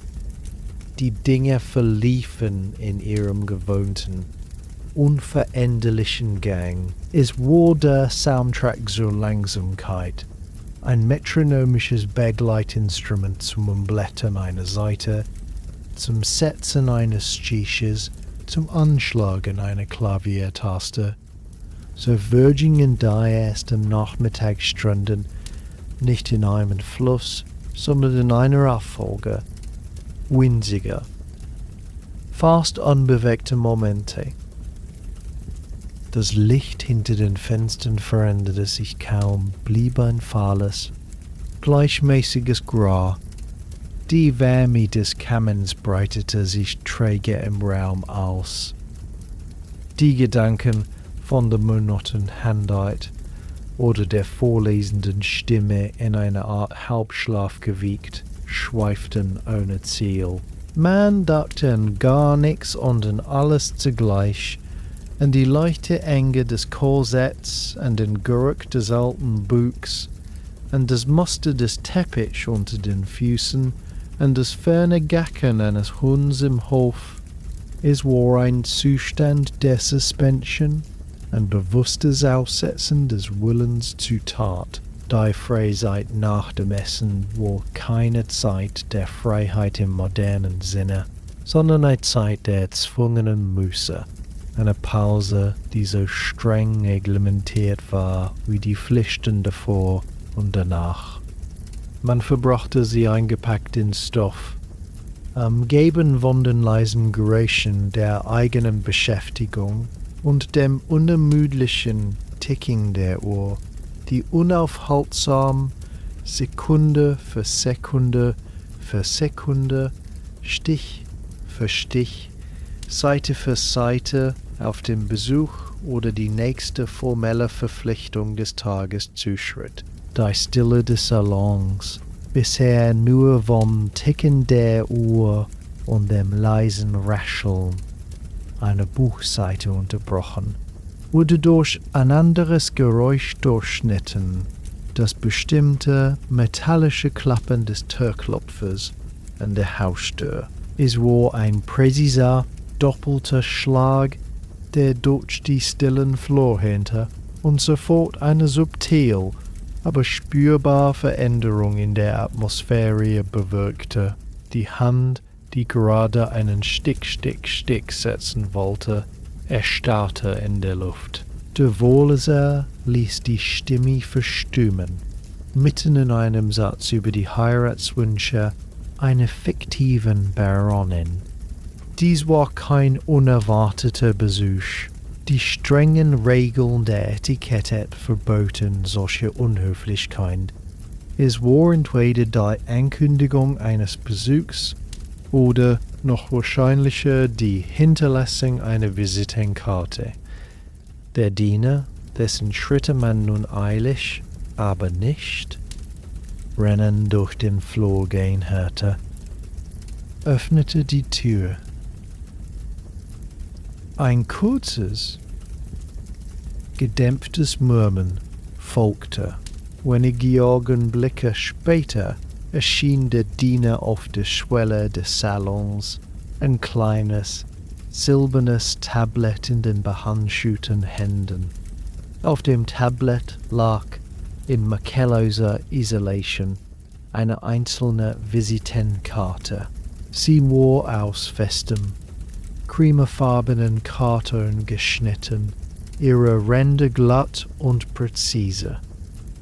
In einer eleganten Kupferstichschrift stand darauf Lady Constance Fairford. Keine weitere Information, keine Adresse, keine Titel außerdem Lady. Die Karte selbst war die Botschaft, ein stummes, aber unmissverständliches Signal. Sie bedeutete, dass Lady Constance ihren gesellschaftlichen Pflichten nachgekommen war, ihren Besuch abgestattet hatte, ohne die Unannehmlichkeit einer tatsächlichen Begegnung aufzuerlegen. Es sei denn, man war ausdrücklich zu Hause und empfangsbereit. Da empfohlenen Besuchszeiten, diese heiligen Stunden zwischen 3 und 5 Uhr nachmittags, wurden mit der Präzision eines Uhrwerks eingehalten.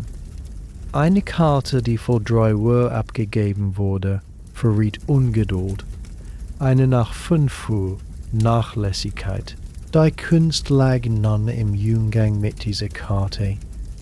Man nahm sie vom Tablett, musterte sie mit einem neutralen Gesichtsausdruck, als studiert man ein wichtiges Dokument, und legte sie dann auf den kleinen Tisch neben dem Sessel. Ihr Erscheinen verpflichtete zu nichts sofort, aber sie webte einen unsichtbaren Faden der Verpflichtung in das Geflecht der kommenden Tage. Man würde innerhalb der nächsten Woche seine eigene Karte bei Lady Constance abgeben müssen, und zwar zu einer ähnlichen nachmittäglichen Stunde. Es war ein Gesellschaftstanz, choreografiert in Karton und Kupferstich, dessen Schritte jeder kannte und dessen Sinnlosigkeit niemand laut zu benennen wagte. Benennen. Dina verneigte sich und zog sich zurück. Die Stille kehrte zurück, aber sie war jetzt eine andere. Sie war gespannt, erwartungsvoll, denn das Klopfen konnte sich jederzeit wiederholen, und diesmal könnte sein tatsächlicher Besuch sein. Und so wartete man. Die Handarbeit oder das Buch wurden wieder aufgenommen, aber die Konzentration war gebrochen. Das Ohr war nun auf die Haustür gerichtet, filterte jedes Geräusch aus dem Flur heraus. Die Gedanken beschäftigten sich nicht mit dem Inhalt des Buches, sondern mit der Möglichkeit, wer noch erscheinen könnte. War Mrs. Archer aus dem Pfarrhaus in der Stadt? Hatte die junge Miss Thornton ihre wöchentliche Visite angekündigt? Die wöchentlich wichtige, aber anstrengende Tätigkeit. Sie erforderte eine mentale Bereitschaft, eine Art gesellschaftliche Alarmbereitschaft, bei der man stets presentable zu sein hatte. Man überprüfte unbewusst die Sauberkeit der Manschetten, die Ordnung der Frisur, die gerade Haltung. Die Langweil der vorigen Stunde verwandelte sich in eine angespannte Wachsamkeit, die kaum erholsamer war, als das Klopfen dann tatsächlich wieder erklang, und der Diener kurz darauf die Namen Mrs. und Miss Archer meldete, war man dennoch überrascht. Es folgten die wenigen kostbaren Sekunden des Hereinkommens, in denen man schnell einen letzten Blick in den Spiegel über dem Kamin warf, ein loses Haar zurückstrich und das Gesicht zu einem Ausdruck freundlicher, aber zurückhaltender Erwartung arrangierte. Dann betraten sie den Salon. Mrs. Archer, die Frau des Pfarrers, in ihrem ewigen dunkelgrauen Kleid, und ihre Tochter, eine blasse, schüchterne Blondine, die den Blick gesenkt hielt. Die Begrüßungen waren Ballett aus kleinen Verbeugungen, kaum merklichen Kopfbewegungen und den wohlgeschriebenen Floskeln, wie reizend sie sind. Ich hoffe, wir stören nicht, durchaus nicht. Nehmen Sie bitte Platz. Die Sessel wurden mit Bedacht gewählt, nicht zu nah, nicht zu fern, in einem angemessenen Halbkreis um das kalte Kamingitter. Nun begann die eigentliche Leistung, das Gespräch. Es drehte sich mit eiserner Konsequenz um die trivialsten Themen, die jedoch mit einer kunstvollen, fast schmerzhaften Sorgfalt in die Länge gezogen wurden. Man begann wie immer mit dem Wetter. Die Trockenheit der letzten Tage wurde bemerkt, die Aussicht auf Regen erörtert, die Auswirkungen auf die Wege und die Gärten bedacht. Jede Bemerkung war ein kleiner, vorsichtig platzierter Stein, auf den die andere Partei mit einem ebenso vorsichtigen Gegenstein antworten musste. Die Straßen sind wirklich sehr staubig geworden. In der Tat, mein Mann beklagte sich erst heute über den Zustand seiner Stiefel. Es wäre ein Segen, ein wenig sanfter Regen käme. Oh, gewiss, aber nicht zu viel, sonst steht der Unterfeldweg wieder unter Wasser. Die Pausen zwischen diesen Sätzen waren lang. Erfüllt von einem höflichen Lächeln und einem Blick auf die eigenen Hände oder auf ein imaginäres Detail an der Tapete. Nach dem Wetter folgte der Gesundheitszustand gegenseitiger Bekannter. Namen wurden genannt, Befindlichkeiten berichtet, immer in einem Ton voll sanfter Besorgnis, der keine echte Sorge verriet. Ich hörte, Lady Fairford leidet wieder an ihrem Nervenleiden. Ach, die arme Seele. Die Frühlingsluft wird ihr sicherlich gut tun. Und der kleine Sohn des Doktors ist er von den Mason-Genesen. Vollständig, Gott sei Dank, ist schon wieder im Garten zu sehen. Das Gespräch glitt dann mit der Geschwindigkeit einer Schnecke zu harmlosen lokalen Ereignissen über der bevorstehenden Kirmes, der neuen Glocke für die Kirche, dem ungewöhnlich frühen Nisten der Schwalben unter dem Dach des Pfarrhauses. Jedes Thema wurde ausgeschöpft, bis nur noch die trockensten, unverfänglichsten Fakten übrig blieben, die dann in einer neuen, ebenso sterilen Kombination wiederholt wurden. Während dieser verbalen Marathons von Belanglosigkeit wurde der Tee serviert. Der Diener brachte ein Tablett herein, auf dem eine silberne Teekanne, zierliche Porzellantassen mit hausdünnen Rändern und ein Teller mit hausdünnen Scheiben eines blassen, trockenen Kuchens ständen. Der Kuchen, eine Art Madeira oder Sandkuchen, war in Scheiben geschnitten, die so dünn waren, dass man das Muster des Tellers darunter durchschimmern sah. Sie schmeckten nach wenig mehr als nach Zucker, Mehl und einer vagen Erinnerung an Zitrone und zerfielen bei der Berührung mit der Gabel zu trockenem Krümel. Der Tee in der Kanne war bereits aufgebrüht, aber durch die lange Wartezeit nur noch lauwarm und von einer durchsichtigen, blassbraunen Farbe. Er war schwach, fast wässrig, ein Gespenst eines Getränks, das mehr der Zeremonie als dem Genuss diente. Man goss ein, reichte Tassen und Teller, alles mit der gleichen bedachten Langsamkeit, die das Gespräch bestimmte. Das Kauen des krümeligen Kuchens und das Schlürfen des lauwarmen Tees boten willkommene Pausen, in denen man den Mund nicht zum Sprechen öffnen musste. Durch all dies hindurch wurde die große Kunst praktiziert.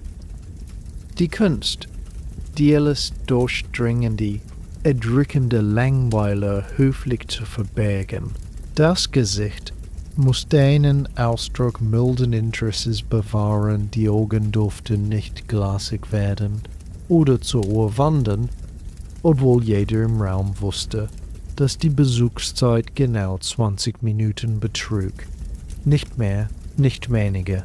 Man nickte in den richtigen Abständen, äußerte ein leises »Wirklich« oder »Ach, wie interessant«, auch wenn die mitgeteilte Information von einer temperabender Banalität war. Die Hände lagen ruhig im Schoß oder hielten die Teetasse mit einer Grazie, die jede Ungeduld leugnete. Innen jedoch wanderten die Gedanken ab. Sie suchten Zuflucht in der Betrachtung eines Risses im Damastbezug des Sessels der Mrs. Archer, zählten die Rosen im Muster der Tapete oder verfolgten den langsamen Weg einer Fliege an der Fensterscheibe. Die körperliche Disziplin war enorm. Das Korsett schnürte enger, die steife Halsbinde scheuerte, der steife Brocket des Kleides drückte auf die Kleids, doch kein Seufzen, kein ungeduldiges Verschieben auf dem Sitz war erlaubt. Nach genau 20 Minuten, als ob eine unsichtbare Glocke geläutet hätte, setzte Mrs. Archer ihre Tasse ab, ein Signal, das so klar war wie ein gesprochenes Wort. Nun, wir müssen sie nicht länger von ihren Beschäftigungen abhalten. Die gleichen Floskeln wie zur Begrüßung wurden nun im Rückwärtsgang wiederholt. Es war ein so angenehmer Nachmittag, wirklich reisend Sie zu sehen. Bitte grüßen Sie Ihren Herrn Gemahl. Man erhob sich wieder das Ballett der kleinen Verbeugungen und Kopfbewegungen. Der Diener wartete bereits an der Tür, um die Gäste hinaus zu begleiten. Die Tür zum Salon schloss sich. Die still, die nun einkehrte, war tief, fast betäubend. Man sank zurück in den Sessel, ein leises, unwillkürliches Ausatmen, das endlich die angespannte Maske fallen ließ. Der Geschmack des wässrigen Tees und des trockenen Kuchens lag noch auf der Zunge. Die Visitenkarte von Lady Constance Fairford lag noch auf dem Tisch, eine stumme Erinnerung an eine zukünftige Pflicht. Die große Kunst war vollbracht worden. Die Langweil war ertragen, verbogen, in höfliche Formen, gegossen und schließlich wieder entlassen worden. Der Besuch hatte stattgefunden, die Etikette war gewahrt, die soziale Maschinerie hatte gut geölt und geräuschlos eine weitere Runde gedreht. Die Nachmittagsstunden waren diese Episode reicher, aber nicht immer der Erfahrung bereichert. Man blickte zur Uhr, noch eine Stunde, bis die nächste Pflicht rief. Die Zeit, schwer und träge von der ausgestandenen gesellschaftlichen Anstrengung, kroch weiter, Sekunde für höfliche Sekunde. Die Stille nach dem Besuch war eine trügerische. Während die Säle noch von der Anstrengung der höflichen Conversation nachklang, begann der Körper bereits die nächste praktischere Pflicht zu spüren, die Vorbereitung des Abendessens. Es war nicht genug, dass Mrs. Ellis in der Küche schaltete und waltete. Für das abendliche Mahl, die formellste Zusammenkunft des Tages, wurden oft frische, letzte Zutaten benötigt, die nicht im Vorratskeller lagerten. So begann kaum eine halbe Stunde nach dem Fortgang der Archers die erneute Vorbereitung für einen Gang ins Dorf. Diesmal war es kein Spaziergang der allgemeinen Besorgung, sondern eine gezielte Mischung. Der Überseher, der gerade erst abgelegt worden war, wurde wieder angezogen, sein Gewicht auf den Schultern nun vertraut und etwas lästig. Der Hut wurde mit den gleichen langen Nadeln befestigt, die schon den ganzen Tag im Haar gesteckt hatten und ein dumpfes Pochen in den Schläfen verursachten. Der Regenschirm, obwohl der Himmel noch immer ein blasses, wolkenloses Grau zeigte, wurde aus Gewohnheit mitgenommen. Eine kleine, geflochtene Marktasche aus Weide hing am Arm, leer und leicht. Der Abschied vom Haus war still. Der Diener öffnete die Tür mit einem leisen Knarren und man trat erneut hinaus in die kühle Stillluft des späten Nachmittags. Der Weg war derselbe staubige Feldweg, aber das Licht hatte sich verändert. Die Sonne, unsichtbar hinter einer gleichmäßigen Wolkenschicht, stand nun tiefer und warf lange, weiche Schatten, die Konturen der Landschaft verwischten. Jede Grashalm, jeder Sumpfall warf einen blauen, langgestreckten Doppelgänger über den ockerfarbenen Boden. Die Schatten lagen wie ruhende, schlanke Riesen über den Feldern und das Licht selbst hatte eine milde, goldene Qualität angenommen, die den Staub in der Luft in schwebende Goldpartikel verwandelte. Die Stille war tiefer als am Morgen. Das geschäftige Summen des Vormittags war verstremt. Keine Bauernkarren mehr auf den Wegen, kein lautes Rufen Feld zu Feld. Die Welt schien innehaltend den Atem zu halten in der Stunde zwischen Arbeit und Ruhe. Im Dorf angekommen war die Veränderung noch deutlicher. Der Platz wirkte verlassen. Vor der Schmiede war das Feuer erloschen, die große Tür geschlossen. Nur ein schwacher, kalter Geruch von Scher und Metall hing in der Luft. Vor dem Kaufmannsladen fehlte das morgendliche Kommen und Gehen. Die Fenster wirkten noch dunkler und undurchdringlicher. Das Ziel dieses Ganges lag jedoch woanders. Man bog in eine schmale Seitengasse ein, wo der Boden aus unregelmäßigen Feldsteinen bestand und der Geruch sich schlagartig veränderte. Eine schwere, metallische, leicht süßliche Note von frischem Blut und gekühltem Fleisch lag in der Luft, vermischt mit dem scharfen Duft von Sägespänen und Salz. Es war der Metzgerladen von Mr. Thompson. Sein Schild, ein gemalter Ochsenkopf, der schon etwas verblasst war, hing über einer niedrigen, grün gestrichenen Tür. Ein Glättchen weniger hell als das des Kaufmanns kündete vom Eintritt. Der Ladeninneren war klein, kühl und functional. Die Wände waren mit weißen, glasierten Fliesen verkleidet, die in der Dämmerung des Raumes schwach schimmerten. Hinter einem massiven, von unzähligen Messerschnitten zerfortschten Hackblock aus Eiche hing eine Ausweih an Fleischstücken, an eisernen Haken, ein blassroter Kalbsviertel, ein tiefrotes Stück Rind, ein ganzes federleichtes Huhn mit blasser Haut. Auf dem Block selbst lagen mehrere Scheiben rosafarbenen Specks, ihr Fett weiß und marmoriert. Mr. Barbier, Thompson, ein Mann von gewaltiger Statur mit Armen wie Schinken und einer blutbefleckten Schürze aus dickem Leinen, nickte stumm, sein Gesicht war ausdruckslos, die Hände ruhten auf der Blockkante, riesig und mit feinen Narben von Messerschnitten übersät. Die Bestellung wurde mit wenigen Worten aufgegeben. Ein gutes Stück vom Kalb, Mr. Thompson, für heute Abend. Vielleicht ein Pfund, nicht zu fett.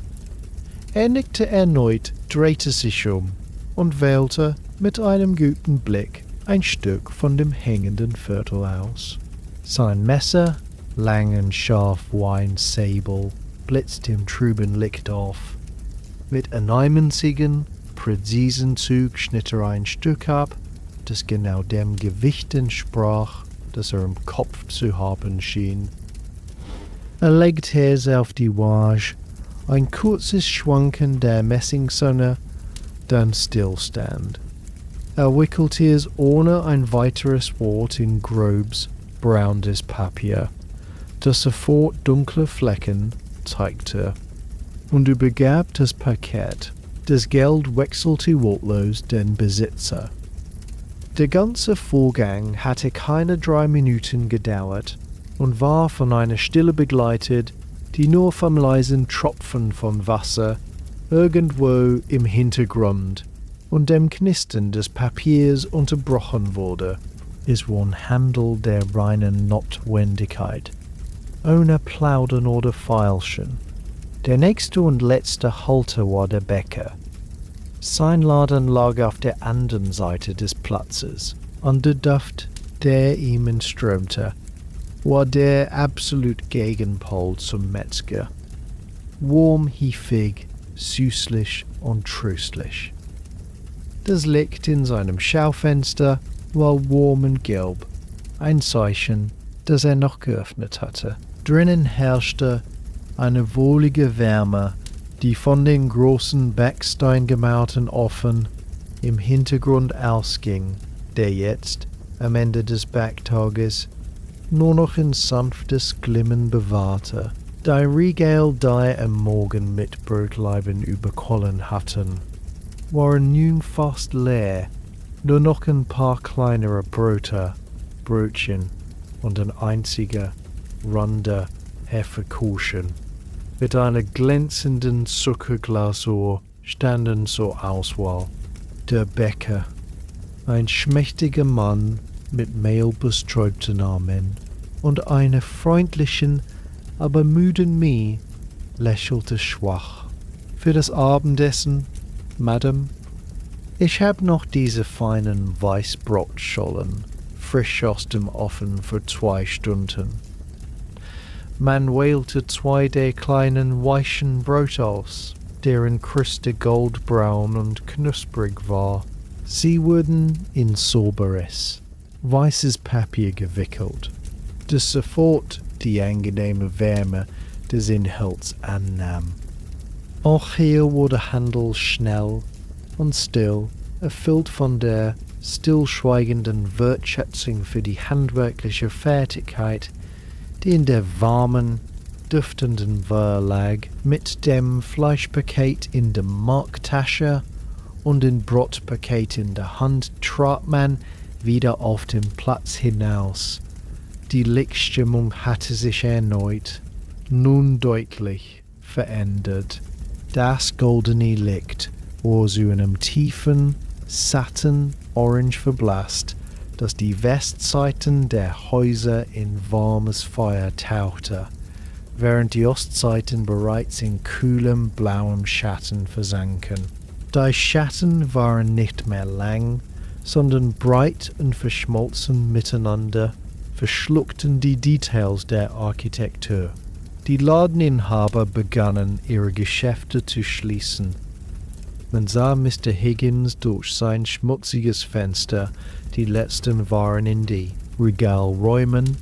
Der Schmied erschien in seiner Tür, streifte seine Lederschürze, aber klopfte sich den Ruß von den Armen, bevor er die schweren Flügeltüren schloss und einen riesigen Holzriegel vorschob.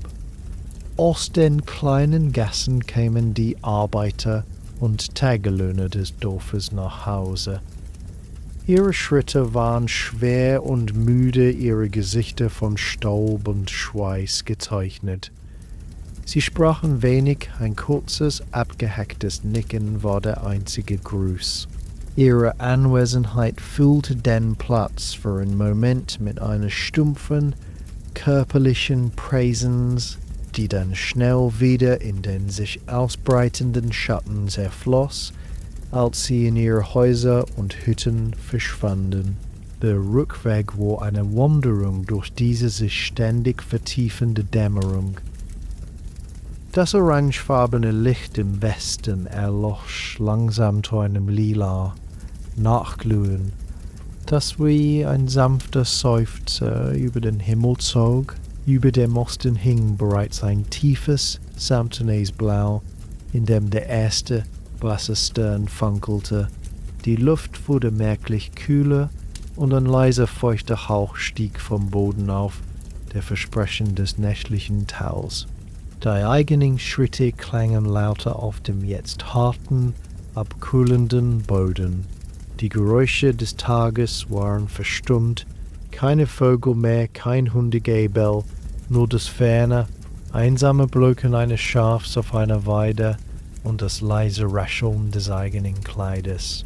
Die Gedanken, befreit von der Anspannung des Besuchs und fokussiert auf die einfache Mission des Einkaufs, wurden ruhig und weit. Man dachte an das Kauffleisch, das nun in der Tasche lag, und an die Art, wie Mrs. End Alice's wohl zubereiten würde. An die weichen Brötchen, die zum Abendessen serviert werden sollten. Es waren einfache, materielle Gedanken, die sich angenehm anfühlten nach den abstrakten Mühen der Höflichkeit. Das eigene Haus zeichnete sich schließlich als dunkle Silhouette gegen den lila Himmel ab. Aus einem Schornstein stieg schon ein dünner, grauer Rauchfaden auf, ein Zeichen, dass unten in der Küche die Vorbereitungen für das Abendessen bereits in vollem Gang waren. Das Tor im Garten narrte leise, der Kiesweg knirschte unter den Tänen, knarrte leise. Der Kiesweg knirschte unter den Sohlen. Sie wurde Erfüllung einer kleinen, aber notwendigen Pflicht. Man übergab die Tasche mit dem Fleisch und das Brot in der Diele dem wartenden Diener, ein stiller Transfer der Verantwortung. Der Überzieher, der Hut und der Regenschirm wurden abgelegt. Die Kühle der Abendluft hing noch eine Weile in den Wohlfalten des Kleides nach, ein Hauch von der weiten, stillen Welt da draußen, die nun schnell in die Dunkelheit der Nacht versank. Mit dem Erledigen dieses letzten Ganges wurde der zeitliche Kreislauf der häuslichen Versorgung geschlossen. Der Morgen hatte die Grundstoffe gebracht, der Nachmittag die letzte frische Not. Alles war nun bereit. Die Stille im Haus war erwartungsvoll, geledi mit dem bevorstehenden Ritual des Abendessens, zu dem man nun mit den letzten Zutaten in der Küche seinen bescheidenen, aber wesentlichen Beitrag geleistet hatte.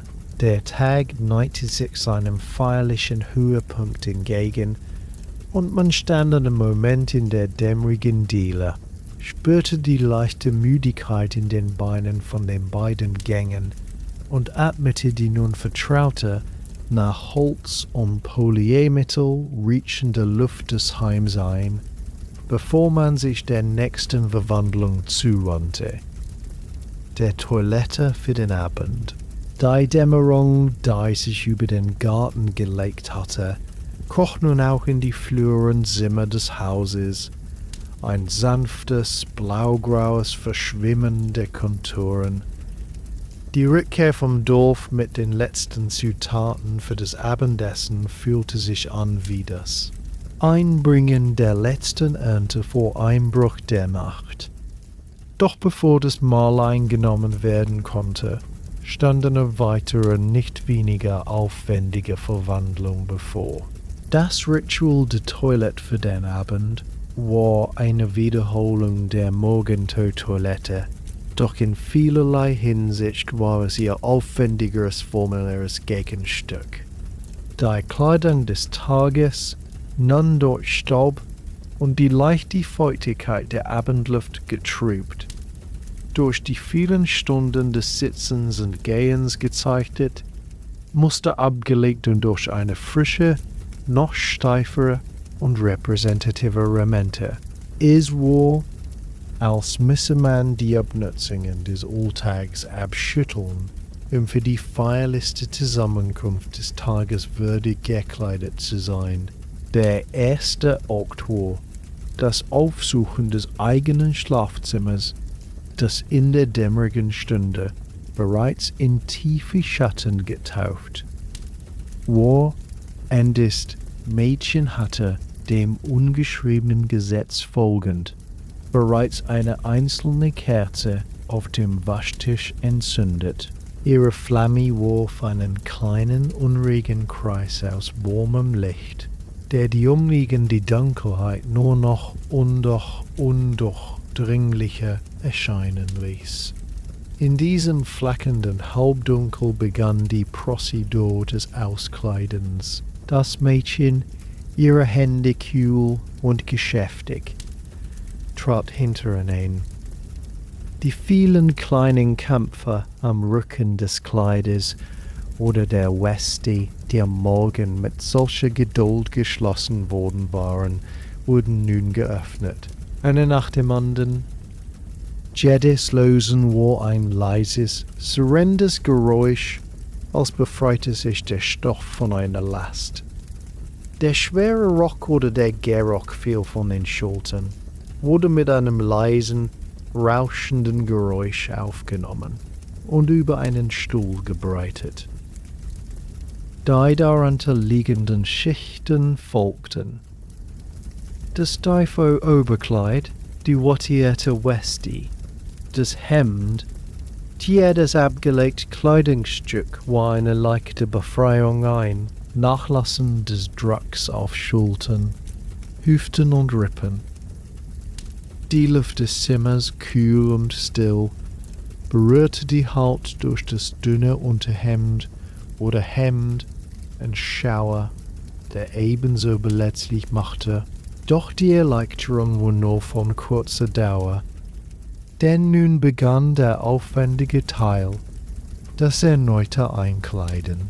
Die für den Abend bestimmte Kleidung lag bereits bereit, sorgfältig auf dem Bett ausgebreitet, als handele es sich um die Rüstung eines Ritters vor einer wichtigen Schlacht. Die Stoffe waren feiner, aber auch steifer, die Schnitte enger, die Erwartungen höher. Für die Dame war es oft ein Kleid aus schwerem Seidendamast oder feinem, glattem Musselin, das im Kerzenlicht schimmern sollte.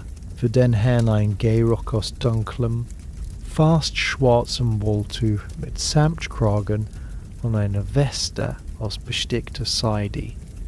Zuerst jedoch musste die Basis wiederhergestellt werden.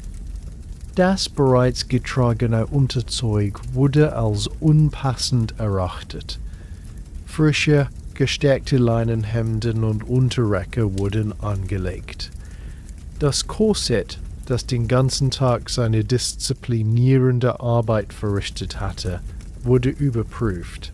Oft musste es neu geschnürt werden, enger noch als am Morgen, um für das festliche Kleid die perfekte, unmögliche Silhouette zu schaffen. Das Mädchen zog die Schnürbänder mit jenem gleichmäßigen, unwehrbaren Zug, der die Luft aus der Lunge presste und das Rückgrat in eine steife Säule verwandelte. Es war ein vertrauter Schmerz, ein Gefühl der Einschränkung, das nun mit dem Anbruch der Nacht noch intensiver empfunden wurde. Über diese neu geschaffene Form wurden dann die Schichten des Abendgewandes gelegt. Das Kleid der Dame war ein Kunstwerk der Unpraktikabilität. Es wurde über den Kopf gehoben, ein Moment der Blindheit in schwerer Seide. Dann glitt es herab, kühl und glatt, und schloss sich um den Körper wie eine zweite Haut. Das Mädchen kniete sich hin, um die unzähligen kleinen Hacken und Ösen am Rücken zu schließen. Eine Arbeit, die Minuten in Anspruch nahm und absolute Stille erforderte. Der Stoff rauschte bei jeder kleinen Bewegung. Ein kostbares, warnendes Geräusch. Der Ausschnitt war vielleicht etwas weiter als die Missere. Ausschnitt war vielleicht etwas weiter als die Kühle der Luft auf den nackten Armen noch deutlicher spürbar machte.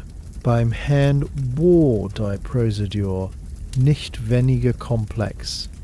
Das steif gestärkte Hemd mit seinen hochstehenden Vatermörderkragen schloss den Hals fast vollständig ein.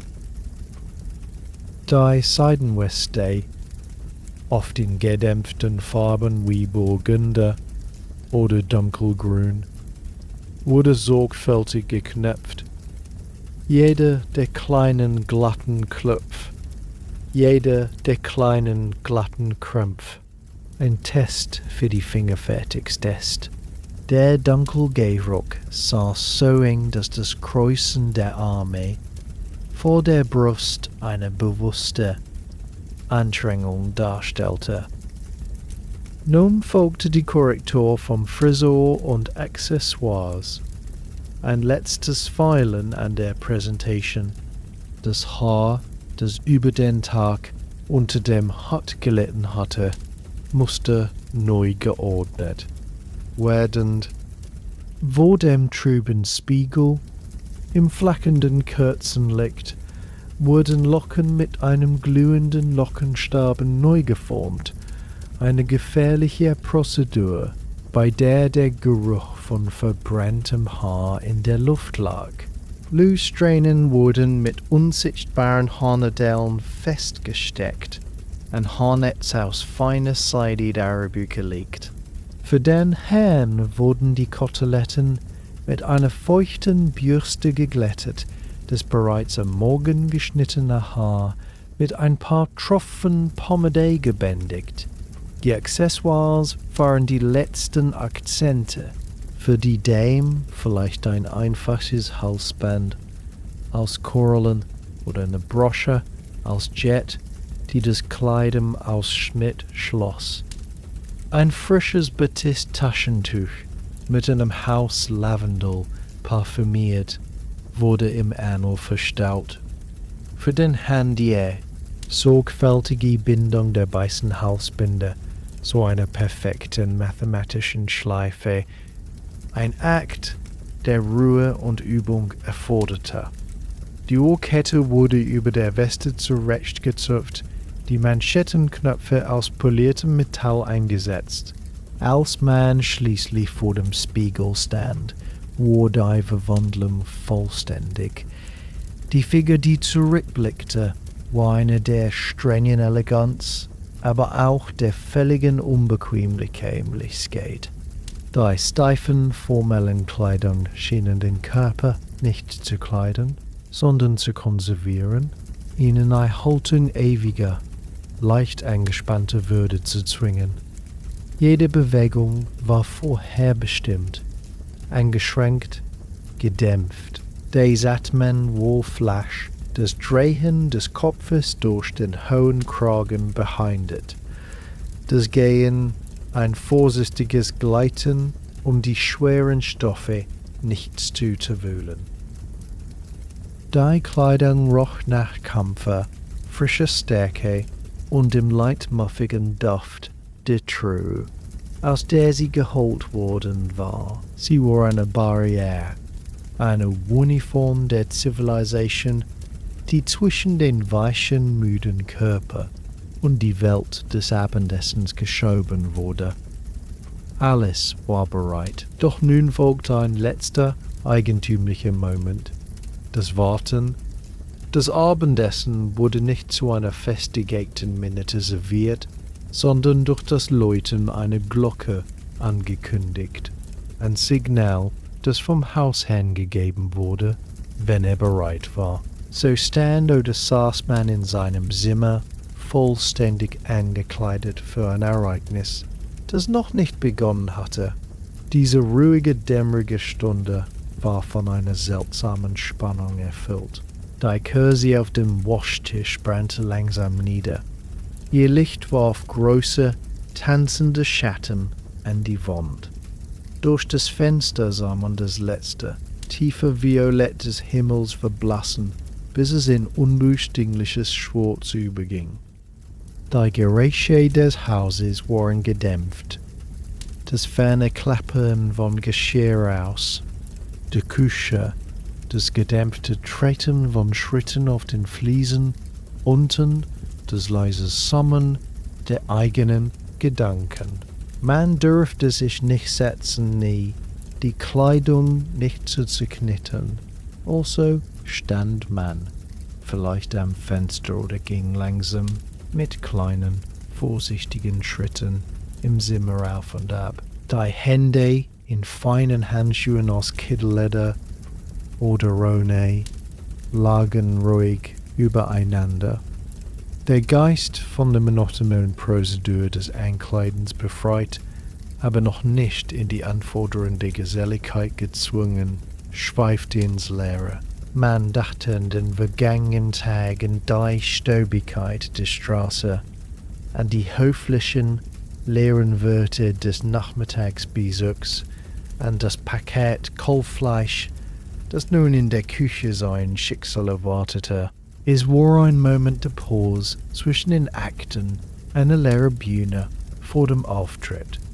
Die steif Kleidung erinnerte anständig an die bevorstehende Performance, an die Notwendigkeit, Haltung zu bewahren, konventionelle Gespräche zu führen, die Bissen mit der richtigen Langsamkeit zu kauen. In dieser wartenden Stille wurde das Gewicht der Stoffe, der Druck des Korsetts, die Enge des Kragens fast überwältigend spürbar. Sie war nicht länger nur Kleidung, sondern Verkörperungen von Erwartung und Pflicht. Dann endlich durchbrach ein einziger klarer, vibrierender Ton aus Messing die Stille. Es war das Läuten der Glocke zum Abendessen, der Klang schwebte durch das Haus, ein sanftes, aber unmissverständliches Signal. Das Warten war vorbei. Man nahm letzten prüfenden Blick im Spiegel, strich ein unsichtbarer Falte glatt, richtete die Brosche 1 Millimeter nach links. Dann wandte man sich der Tür zu, die Hand, die den Türknopf umschloss, fühlte sich fremd an in dem engen Handschuh. Man trat hinaus auf den Flur, der nun von weiteren Kerzen in Wand halten schwach. Erleuchtet war, ihr fleckendes Licht ließ die Muster der Tapete lebendig werden und warf die eigene, grotesk verlängerte Silhouette voraus.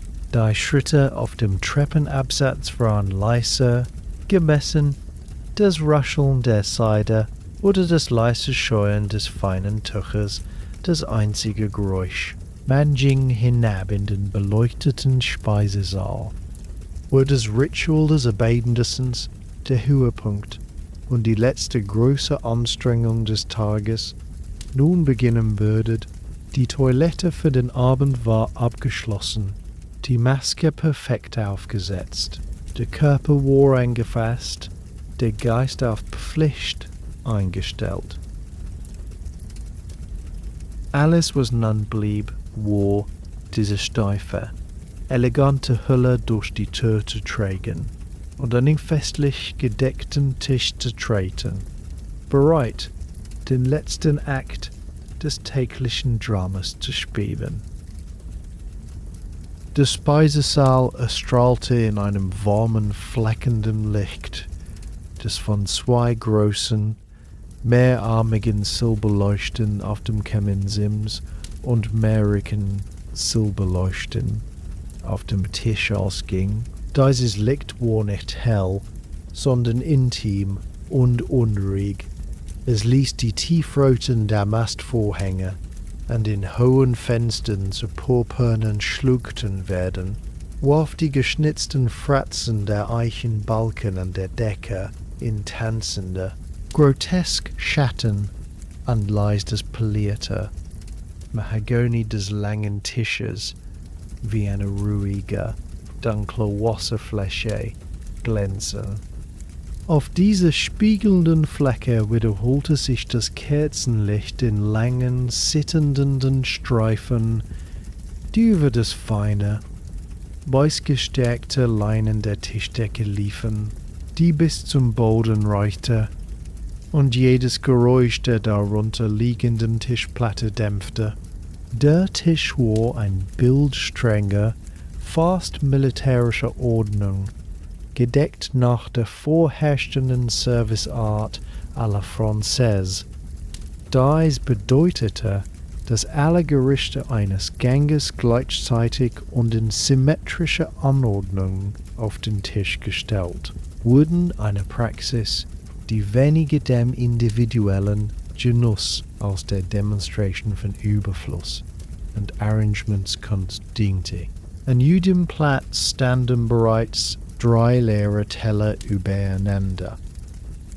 Der unterste als Untertasse, die beiden oberen für die aufeinanderfolgenden Gänge. Rechts davon lagen in präziser Reihenfolge ein Fischmesser, ein Fleischmesser und ein Dessertlöffel, alle aus schwerem, aber stumpfem Silber, dessen Griffe von Generationen von Händen glatt poliert worden waren. Links davon die entsprechenden Gabeln, ihre Zinken, leicht gebogen, dazwischen in schmaler Formation standen 3 Weingläser unterschiedlicher Größe. Ein kleiner, barschiger für Sherry, ein größerer für den Tischwein, ein noch schlankerer, vielleicht für den Portwein nach dem Essen. Das gesamte Arrangement war ein geometrisches Diagramm der Etikette, eine stumme Anleitung für die Hände.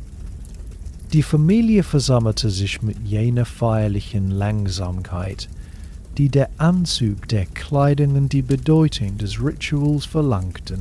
Der Hausherr führte seine Gemahlin zu ihrem Platz am Fuße des Tisches, ein kurzer, formeller Akt, bei dem die Stühle mit einem kaum hörbaren Scharren über den dicken Teppich gezogen wurden.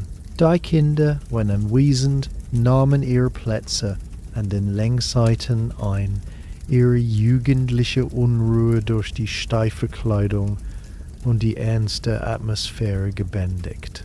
Jeder Platz war ein kleines Inselreich, beleuchtet von der eigenen Kirche, getrennt von den Nachbarn durch ein Meer aus weißem Leinen und blinkendem Silber. Die Gesichter im warmen und gleichmäßigen Licht wirkten wie gemalt, die Schatten betonten die Linien um Mund und Augen, ließen die Augen tief und geheimnisvoll erscheinen. Nun trat der Diener ein, gefolgt vom Interdiener, beide in ihrer dunkelblauen Livree mit blanken Knöpfen. Sie bewegten sich mit der lautlosen Präzision von Schackfiguren. In ihren Händen trugen sie die ersten Gerichte. Anstatt sie den Gästen vorzulegen, wurden sie in der Mitte des Tisches arrangiert, zu einer stillen, duftenden Ausstellung. Eine große silberne Terrine mit gewölbtem Deckel nahm den Ehrenplatz ein, umgeben von kleineren Schüsseln. Der Diener hob den Deckel der Terrine und eine Wolke aus Dampf stieg auf, die das Kerzenlicht für einen Moment milchig verschleierte und den kräftigen, würzigen Duft einer klaren Rinderbrühe im ganzen Raum verbreitete. In den kleineren Schüsseln lagen hauchdünne Scheiben von Zitrone, eine Schale mit fein gehackter Petersilie und ein Teller mit kleinen hart gekochten Eiern, in feine Scheiben geschnitten. Dies war die Suppe der zeremonielle Auftakt, die Art des Servierens, à la Française, verwandelte den Beginn der Mahlzeit in ein ruhiges, fast kontemplatives Schauspiel. Niemals griff man einfach zu. Zuerst musste der Hausherr, als Herr der Tafel, den Anfang machen. Er wartete, bis der Diener hinter seinem Stuhl stand, dann nickte er kaum merklich. Der Diener, trat vor, nahm den obersten Teller vom Stapel, ging zur Terrine und schöpfte mit einer langstieligen silbernen Kelle eine Portion der duftenden Brühe hinein, dann stellte er den Teller mit einer kleinen Verbeugung vor den Hausherrn. Dieser wartete er wiederum, bis auch die Hausherren und die anderen Gäste bedient waren. Es war eine Choreografie der Geduld, bei der jeder Blick, jede Geste abgestimmt war. Das leise Klirren der Kelle am Porzellanrand, das sanfte Platschen der Flüssigkeit, das leise Aufsetzen des Tellers auf die Untertasse. Das waren die einzigen Geräusche in der gespannten Stille. Erst als alle Teller gefällt, vor ihnen standen und die Diener sich an die Wand zurückgezogen hatten wie Statuen in einer Nische, begann das Essen. Der erste Löffel Suppe wurde zum Mund geführt. Eine Bewegung, die von allen fast synchron ausgeführt wurde. Die Brühe war heiß, fast zu heiß und brannte leicht auf der Zunge. Ihr Geschmack war tief und kräftig, von langsam ausgekochtem Markknochen und einem Hauch von Lauch und Pfefferkörnern. Die dünnen Eierscheiben, darin waren weich und mild, ein Kontrast zur salzigen Klarheit der Flüssigkeit. Das Essen geschah in einer fast andächtigen Stille. Das Schlürfen war verpönt, man sog die Suppe, leise vom Löffel, ein kaum hörbares Säusel. Die Blicke waren auf den eigenen Teller oder ins Leere gerichtet. Die schwer, formelle Kleidung schien jede lässige Bewegung zu verbieten, jeden Geräuschpegel zu dämpfen. Langsam, als das heiße Essen den Körper von innen wärmte, begann die Unterhaltung. Sie war gehalten, ein leises, vorsichtiges Murmeln, das die Stille nicht zerbrach, sondern nur füllte wie Rauschen. Raum, sie drehte sich wie am Mittagstisch um äußerst unverfängliche Themen. Vielleicht ein Buch, das man gelesen hatte. Ich habe heute in dem neuen Roman von Miss Edgeworth weitergelesen, sagte die Hausherrin, ihren Löffel absetzend. Die Beschreibung des irischen Landlebens ist sehr lebendig. Der Hausherr nickte, schluckte. In der Tat, ihr Vater war ein bekannter Schriftsteller, nicht wahr, ein Mann von Prinzipien. Das war alles. Es wurde nicht über die Handlung diskutiert, nicht über die Trakte urteilt, nur die Tatsache der Lektüre und eine vage, respektvolle Anmerkung zum Autor wurden ausgetauscht. Oder das Gespräch wandte sich einer lokalen Begebenheit zu, die bereits durch die Zeitung oder den Besuch am Nachmittag bekannt war. Higgins, der Kaufmann, erwähnte, dass die neue Kutsche für die Bristol Post nächste Woche in Betrieb genommen werden soll. Bemerkte vielleicht den Sohn, sie soll schneller sein und bequemere Sitze haben. Eine allgemeine, nichtssagende Zustimmung folgte. Das wäre ein Fortschritt. Die jetzige ist wirklich sehr holprig. Jedes Wort war abgewogen, jeder Satz ein geschlossener Kreis, der keine weitere Handlung erforderte oder erlaubte. Während man sprach, aß man weiter, mit derselben bedächtigen Langsamkeit. Der Diener beobachtete aus dem Schatten und trat vor, um leere Suppenteller lautlos abzuräumen, sobald der letzte Löffel abgesetzt wurde. Die Unterhaltung diente als Puffer zwischen den Handlungen, ein höfliches Geräusch, das die Stille des Essens erträglich machte, doch sie war anstrengend. Sie erforderte mentale Energie und die richtigen, harmlosen Themen zu finden und sie in der richtigen, distanzierten Weise zu formulieren. Die Augen des Sprechers trafen sich selten. Sie blickten auf ihre Hände, auf ihr Glas, auf die flackernde Kerzenflamme. Das Kerzenlicht selbst war ein ständiger, unruhiger Akteur. Es ließ die Gesichter weich und geheimnisvoll erscheinen, aber es warf auch tanzende Schatten, die die Aufmerksamkeit ablenken konnten. Eine große, flackernde Bewegung an der Wand konnte einen Satz mitten in der Luft einfrieren, bis die Flamme sich wieder beruhigt hatte. Die langsame, zeremonielle Art des Essbeginns prägte die ganze Atmosphäre. Es gab keine Eile, keinen Hunger, der gestillt werden musste. Es gab nur das Ritual. Die Suppe war nicht dazu da, satt zu machen, sondern den Gaumen zu öffnen und den Raum mit ihrem Duft zu weihen. Die Art des Servierens à la Française. Mit ihrer Betonung auf Präsentation und Symmetrie machte das Essen zu einem visuellen und sozialen Ereignis, bei dem der Geschmack fast sekundär war. Man aß, was vor ihm stand.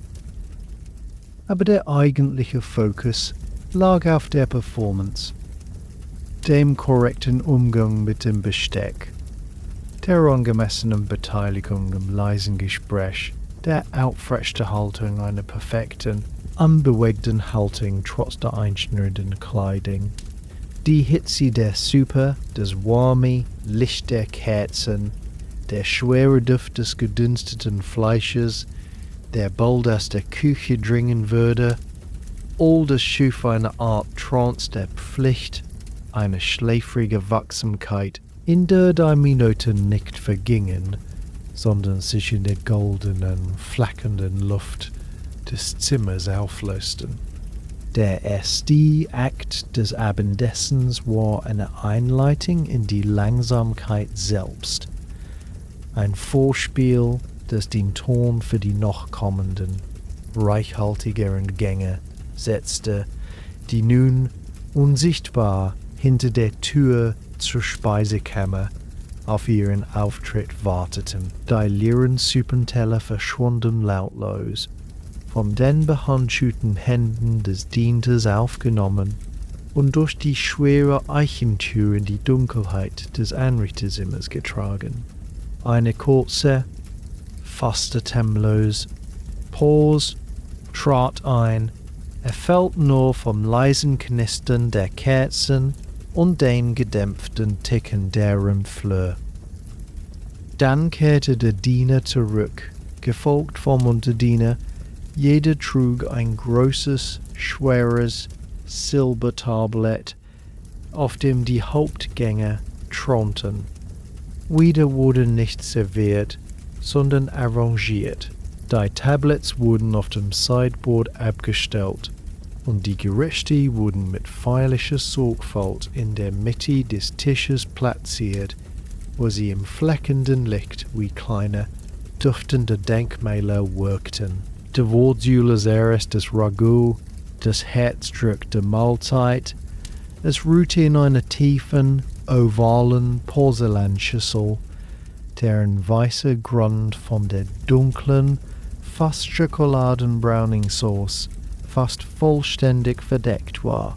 In dieser dicken, glänzenden Flut schwammen die mundegerechten Stücke. Die Kalbfleisches Blastrose und Saat, den Dibiblassen, Scheiben der gekochten Möhren und die durchsichtigen Ringe der Zwiebeln, alles zu einer Einheit verschmolzen.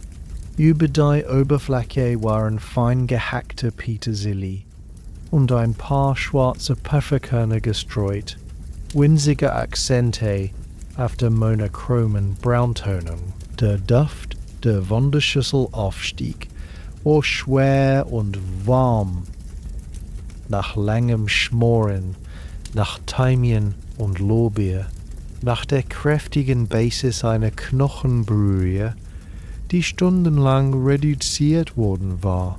Es war ein Gericht der Tiefe und Geduld, ein Geschmack, der sich nicht offenbarte, sondern langsam im Mund entfaltete.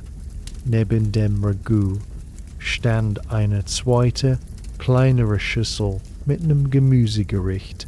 Es handelte sich um gedünstete Steckrüben, in unregelmäßige Stücke geschnitten, die in Butter und einer Prise Muskatnuss geschwenkt worden waren.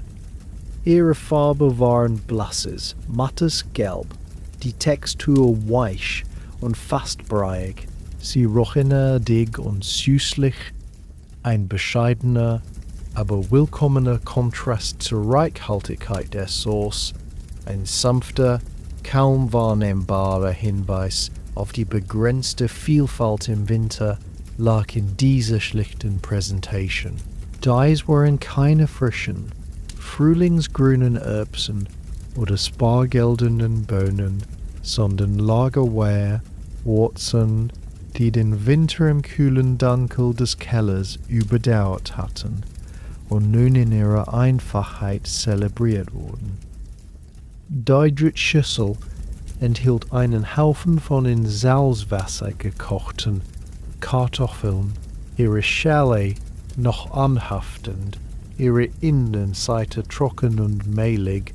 Sie dienten weniger als billig-neutraler, stärkeballig, ein schlichter Schwamm für die reichhaltige Sauce. Die Art, wie das Gespräch nun stockte und fast vollständig von den Geräuschen des Essens abgelöst wurde, war bezeichnend. Die höflichen Bemühungen, die Suppe begleitet, hatten erschöpften sich angesichts der praktischen Anforderungen dieser substanzielleren Gänge. Der Hausherr nahm die große Serviergabel in den Löffel und begann, mit bedächtigen Bewegungen das Ragout auf die bereitstehenden Teller zu verteilen. Es war ein stiller, konzentrierter Akt. Das Klappern des Bestecks auf dem Porzellanrand, das leise Plätschern der Sauce, das vorsichtige Stapeln von Fleisch und Gemüse, diese Geräusche füllten den Raum. Die Unterhaltung erstarb zu einem gelegentlichen, einsilbigen Kommentar. Denke, bitte, Deike, bitte, Deike, bitte, die Sauce scheint von guter Konsistenz. Die Worte waren kaum mehr als geflüsterte Begleitnoten zur Symphonie des Servierens. Sobald die Teller gefüllt waren, wandte man sich der eigentlichen Arbeit des Essens zu. Das Ragout verlangte Aufmerksamkeit.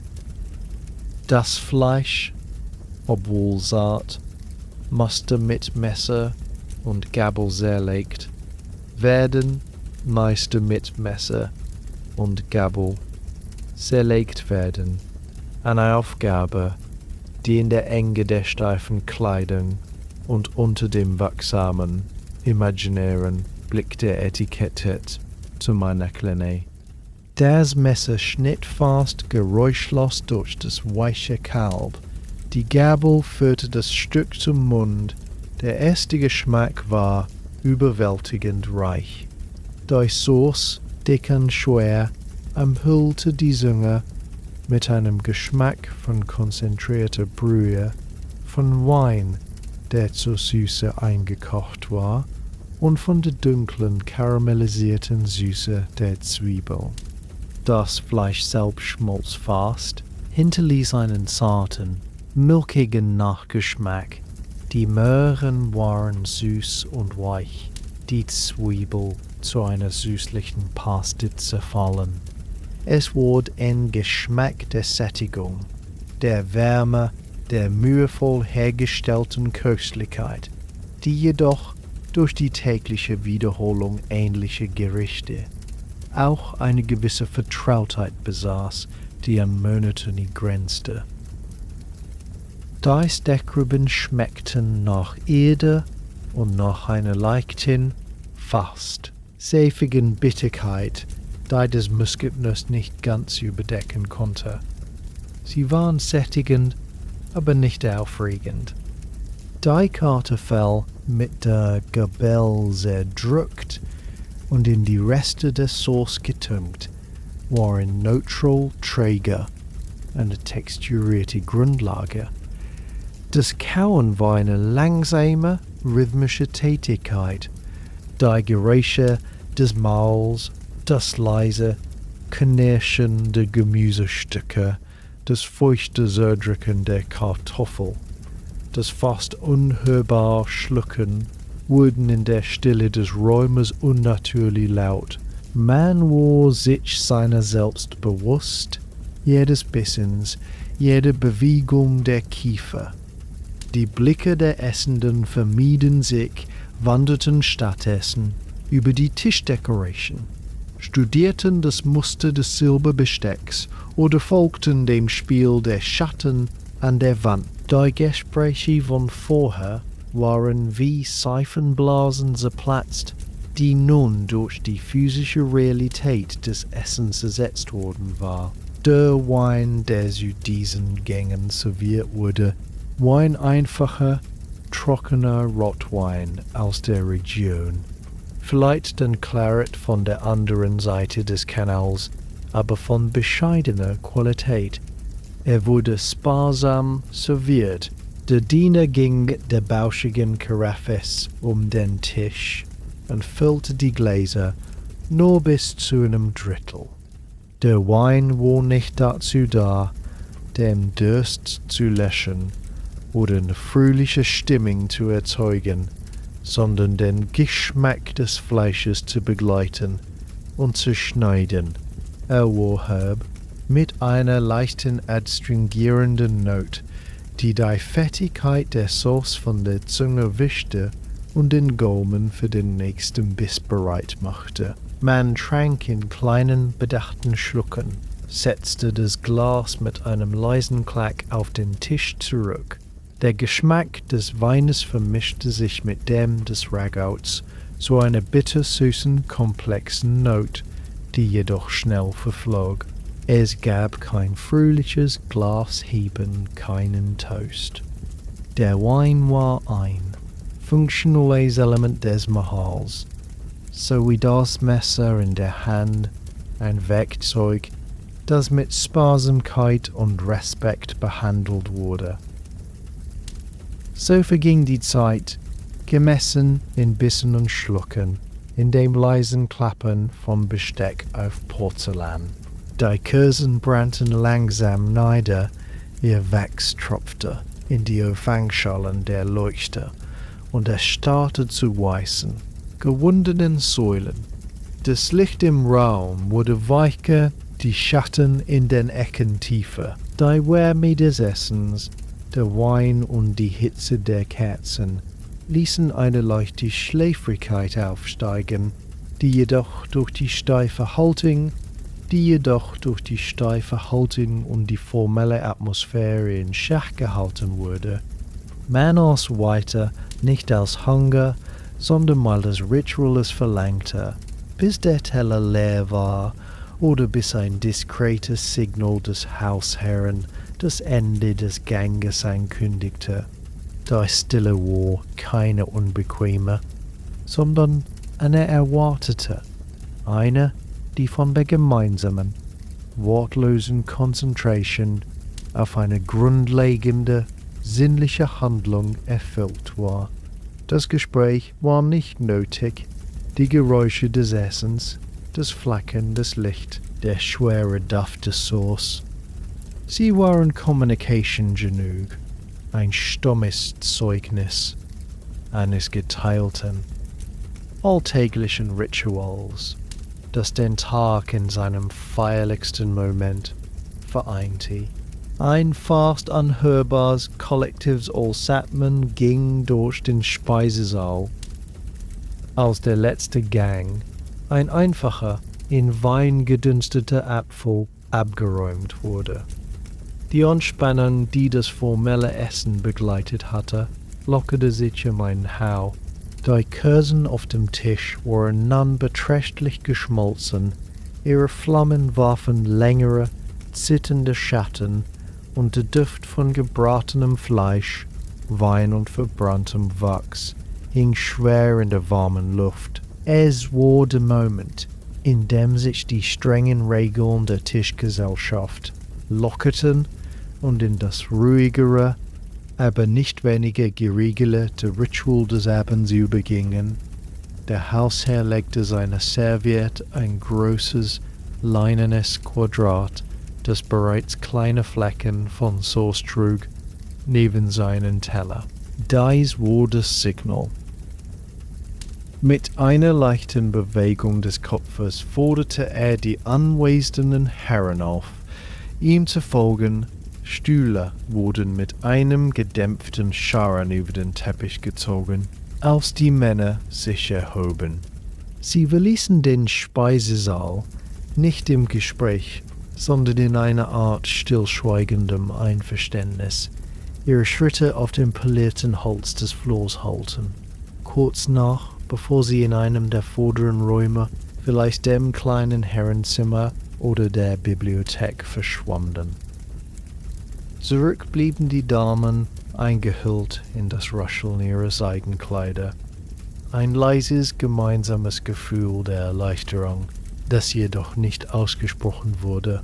Man erhob sich ebenfalls mit generenmütigen Langsamkeit, die das enge Korsett und der schwere Rock diktierten, und zog sich in den Salon zurück, den Ort der Nachmittagsstunden, der nun in der Abenddämmerung eine noch intimere, verschlafene Atmosphäre animierte, hatte bereits vorgesorgt.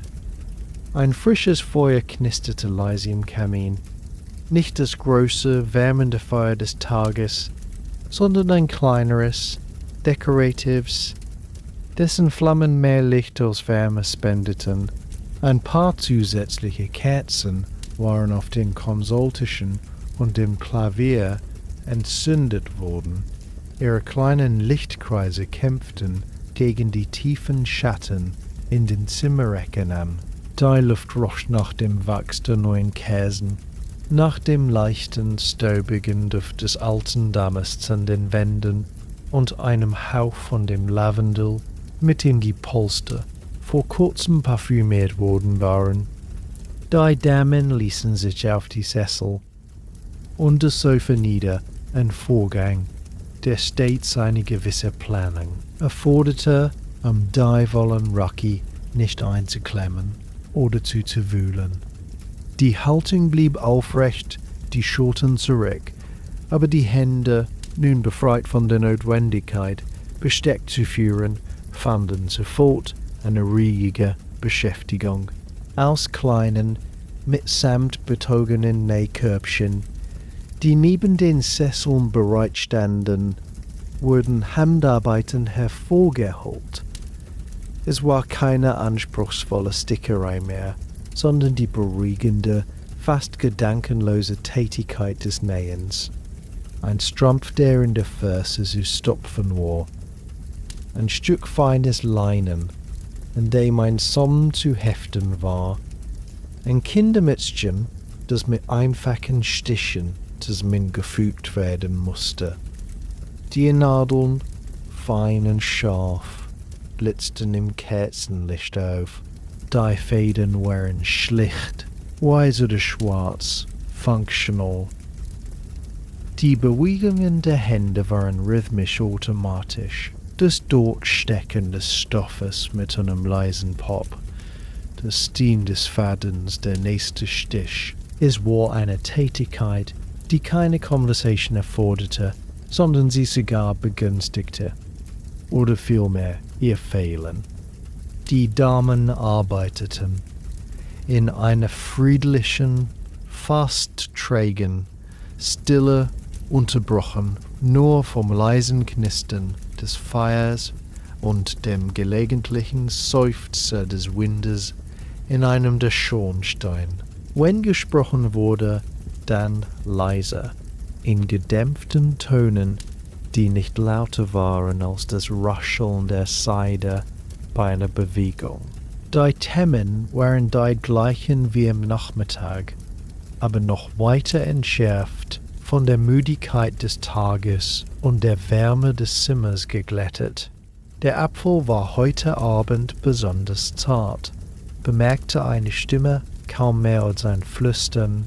Ja, Mrs. Ellis muss sie lange genug gedünstet haben, antwortete eine andere, ohne den Blick von ihrer Nadel zu heben. Es folgte eine lange Pause, gefüllt mit dem rhythmischen Ein- und Auschecken der Nadeln. Vielleicht wurde der Besuch der Archers erwähnt, mit einem einzigen, nichtssagenden Satz. Mrs. Cayley, Archer schien in guter Verfassung, in der Tat. Das war alles, die Worte waren nicht zu tauschen, sondern die Stille zu markieren, zu bestätigen, dass man gemeinsam in diesem ruhigen Raum existierte. Die Blicke trafen sich selten. Sie ruhten auf der sich langsam füllenden Nahtlinie, auf dem Stoff oder auf den sanft flackernden Flammen im Kamin. Nach etwa einer halben Stunde, die nur durch das langsame Niederbrennen der Kerzen gemessen wurde, hörte man gedämpfte Schritte und das leise Murmeln von Männerstimmen aus dem Flur. Die Herren kehrten aus ihrem Rückzugsort zurück. Der Geruch von Portwein, süßlich und schwer, und von gutem Tabak hing ihnen leicht an den Röcken nach. Ihre Gesichter waren entspannt, geräutet von der Wärme des Alkohols und des Kaminfeuers im Herrenzimmer, aber ihre Haltung war immer noch die der gesellschaftlichen Pflicht. Sie treten in den Salon ein, nicht mit Lärm oder Lebhaftigkeit, sondern mit derselben bedachten Ruhe, die den ganzen Tag vorherrschte. Sie nahmen die verbleibenden Sessel ein, ihre Bewegungen etwas schwerfälliger als zuvor. Die Anwesenheit der Herren veränderte die Dynamik kaum. Die leisen Gespräche über Näharbeiten oder das Wetter wurden für sie wiederholt in ebenso gedämpften Tönen. Der Hausherr fragte vielleicht nach dem Befinden seiner Frau. Eine formelle Höflichkeit, die mit einem ebenso formellen »Sehr gut, ich danke« beantwortet wurde. Die Stille, die darauf folgte, war dick und gesättigt von der Müdigkeit des Tages. Die Augen begannen schwer zu werden. Die Nadeln in den der Damen bewegten sich langsamer. Die Stiche wurden unregelmäßiger. Die Herren lehnten sich in ihren Sesseln zurück, die Hände über dem Bauch gefaltet, die Blicke auf das Feuer gerichtet, das nun mehr Glut als Flamme zeigte, in einem Versuch, diese sich ausbreitenden Lethargie etwas entgegenzusetzen, vielleicht von einem jüngeren Familienmitglied oder einem Gast angeregt, oder ein Kartenspiel vorgeschlagen, Whist oder Pikett, Spiele, die mehr Geschick als Glück erforderten und perfekt zur Stimmung passten. Ein kleiner Kartentisch aus Mahagoni wurde herbeigeholt, seine grüne Filzauflage abgestaubt, ein frisches Paar Kerzen in silbernen Leuchten wurde darauf gestellt. Die Karten, ein abgenutztes, aber sauberes Spiel mit vergilbten Rändern, wurden gemischt und ausgeteilt. Das Geräusch des Mischens ein trockenes, Röcheln des Mischens ein trockenes Röcheln, doch der Enthusiasmus, mit dem gespielt wurde, war gering. Die Bewegungen der Spieler waren langsam, die Blicke oft unkonzentriert.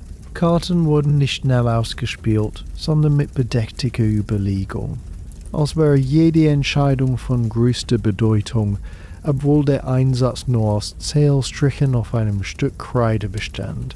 Die Kommentare zum Spiel waren monosyllabisch en gute Stitch. Ich pass.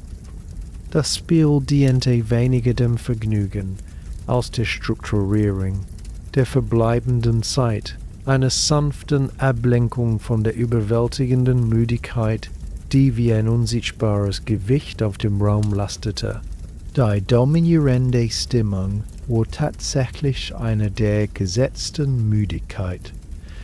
Es war nicht die frische Erschöpfung harter Arbeit, sondern eine tiefe, in die Knochen gesunkene Ermattung, die aus der Summe kleiner Anstrengungen entstanden war. Aus dem Kampf mit der steifen Kleidung, der Anspannung der formellen Mahlzeiten, der mentalen Gymnastik, der höflichen Conversation, der ständigen Wachsamkeit gegenüber den eigenen Manieren. Der Körper, eingezwängt und diszipliniert, sehnte sich nach Auflösung. Der Geist den ganzen Tag über mit Nichtigkeiten beschäftigt, war ausgelaugt. Das Feuer im Kamin brannte nun. Nur noch als ein Bett glühende Kohlen, das ein schwaches, rotes Licht ausstrahlte, das die Gesichter in warme, weiche Skulpturen verwandelte. Die Kerzen auf dem Kartentisch flackerten in einem leichten Zug, warfen die Schatten der spielenden Hände riesenhaft und verzerrt an die Wand. Das Ticken der Statue im Flur schien lauter zu werden in den Pausen zwischen den Spielzügen, ein unerbittlicher Metronom, der die Zeit bis zur Betrüger maß. Man spielte vielleicht 2 Runden, dann wurden die Karten mit einem leisen Seufzen zusammengelegt. Es gab keinen Gewinner oder Verlierer von Bedeutung. Das Spiel wurde einfach beendet, als ob die Energie, es fortzusetzen, endgültig verbraucht sei. Der Tisch wurde beiseite geräumt. Die Gesellschaft verfiel wieder in das stille Sitzen.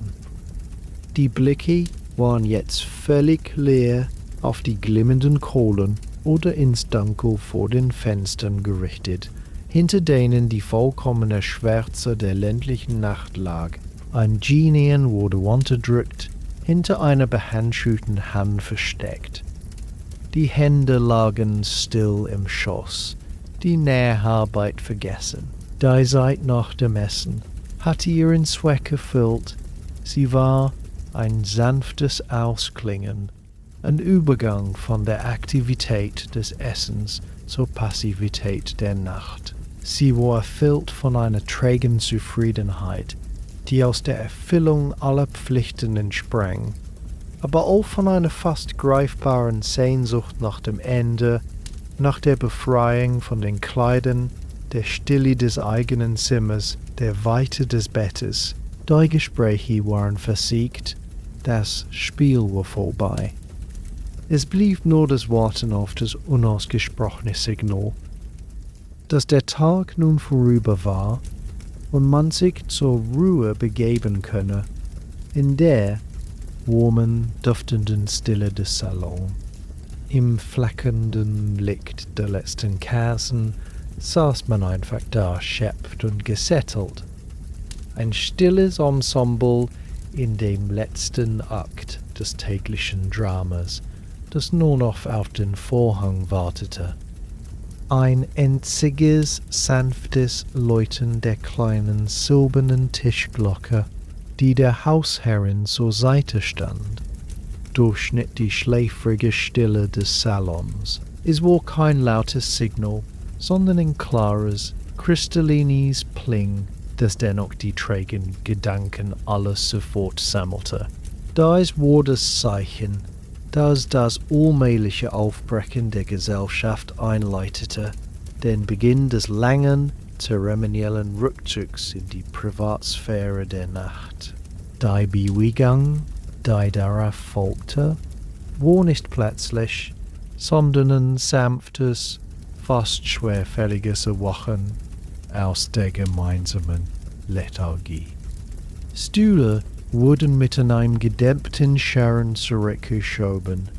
Körper erhoben sich unter dem leisen Raschel von Seide, unter dem Kinten von Wolltuch. Die Gesichter im flackernden Kerzenlicht zeigten keine Enttäuschung, nur eine tiefe, erwartungsvolle Müdigkeit. Die erste Handlung des Rückzugs war die Beleuchtung des Weges. Der Diener, der wie in Schatten an der Wand gestanden hatte, trat vor, unentzündeter, mit einer langen, dünnen Wachskerze, mehrere kleine Handlichter, die in einfachen Messinghalten steckten. Jedes aufflammende Dochte war ein kleines, oranges Aufblitzen, das für einen Moment die ernsten Züge seines Gesichts erhellte. Diese Lichter wurden dann verteilt. Der Hausherr nahm eines, die Hausherrin ein anderes. Den Kindern oder Gästen wurden weitere gereicht. Das flackernde, unruhig Licht der Kerzen in ihren Händen warf riesige, tanzende Schatten an die Wände, und die hohe Decke des Salons verwandelte die vertrauten Möbel in groteske, sich bewegende Silhouetten. Licht des Zimmers, bisher von den größeren Kerzen auf dem Kaminsims an den Tischen gespendet, zersplitterte sich nun in diese kleinen privaten Inseln, die sich langsam in Richtung der Tür bewegten. Die formellen guten Nachtwünsche wurden ausgetauscht. Eine letzte Choreografie der Höflichkeit. Ich wünsche Ihnen eine gute Nacht. Gleichfalls ruhen Sie wohl. Die Verbeugungen waren kaum mehr als ein Neigen des Kopfes. Die Erschöpfung ließ keine tiefere Verneigung zu. Dann trennten sich die Wege auf dem dunklen Flur. Die Schritte holten leise auf den Holzdielen, begleitet vom ungleichmäßigen Flackern der Kerzen, die die Gesichter von unten beleuchteten und sie gespenstisch mit tiefen Augenhöhlen erscheinen ließen. Die Treppe hinauf war eine Expedition in die Dunkelheit. Jede Stufe nahte unter dem Gewicht. Das Kerzenlicht zitterte mit jeder Bewegung und ließ die geschnitzten Balustraden lebendig werden. Der lange Korridor im Obergeschoss war eine Schlucht aus Schatten, in die kleinen Lichtpunkte nur wenige Meter voraus vordrangen. Die kalte Luft, die hier oben immer lauerte, umfing einen sofort ein scharfer Kontrast zur stickigen Wärme des Salons unten. Im eigenen Schlafzimmer angekommen, wartete bereits der Diener oder das Dienstmädchen. Sie hatten den Raum vorbereitet. Ein einziges größeres Kerzenlicht brannte auf dem Waschtisch und das Bett war aufgedeckt, die schweren Vorhänge zugezogen. Die Anwesenheit des Dieners oder der Zofe war für den Nächstakt unerlässlich. Die Kleidung des Abends war ein Gefängnis, aus dem man allein nicht entkommen konnte. Man stellte das Handlicht auf den Kaminsims, wo sein schwaches Glimmen mit der letzten roten Glut der früher entzündeten Bettwärmekohlen um die Vorherrschaft kämpfte. Dann begann der langsame, methodische Prozess des Auskleidens, ein Spiegelbild der morgendlichen Prozedur, aber in umgekehrter Reihenfolge und mit einer spürbaren Erleichterung, die jeder abgelegten Schicht folgte. Zuerst kamen die Accessoires. Die schwere Kette wurde abgelegt und klapperte leise auf die Holzplatte des Waschtisches. Die Brosche oder der Jetanhänger wurden mit kalten Fingern geöffnet und in ein Samtkästchen gelegt. Die weiße Halsbinde oder die steife Krawatte wurde mit sorgfältigen, aber müden Bewegungen gelöst. Ein Akt, der die erste wirkliche Befreiung brachte. Die kalte Luft berührte den Hals und das tiefe, ungehinderte Atmen war ein fast schmerzhafter Genuss. Dann wandte sich der Diener oder die Zofe der eigentlichen Kleidungsstücken zu. Die vielen kleinen Knöpfe am Rücken des festlichen Kleides oder des Gerocks wurden geöffnet, einer nach dem anderen. Jedes Lösen war ein surrendes Geräusch, ein kleiner Sieg über die Form. Der schwere Stoff fiel von den Schultern, wurde aufgefangen und über einen Stuhl gebreitet, wo er wie eine leere Hülse lag, seine steife Pracht nun bedeutungslos. Jedes abgeleckte Kleidungsstück wurde mit einer wachsenden, körperlichen Erleichterung abgeleckt. Die engseitigen Westete, die den ganzen Abend die Brust eingeschnürtete, gab nach. Das gesteckte Hemd mit dem hohen Wartemoderkragen wurde über den Kopf gezogen, und die kühle Luft strich über die verschwitzte Haut von Hals und Brust. Für die Dame war das Öffnen der Schnürung des Korsetts der entscheidende Moment.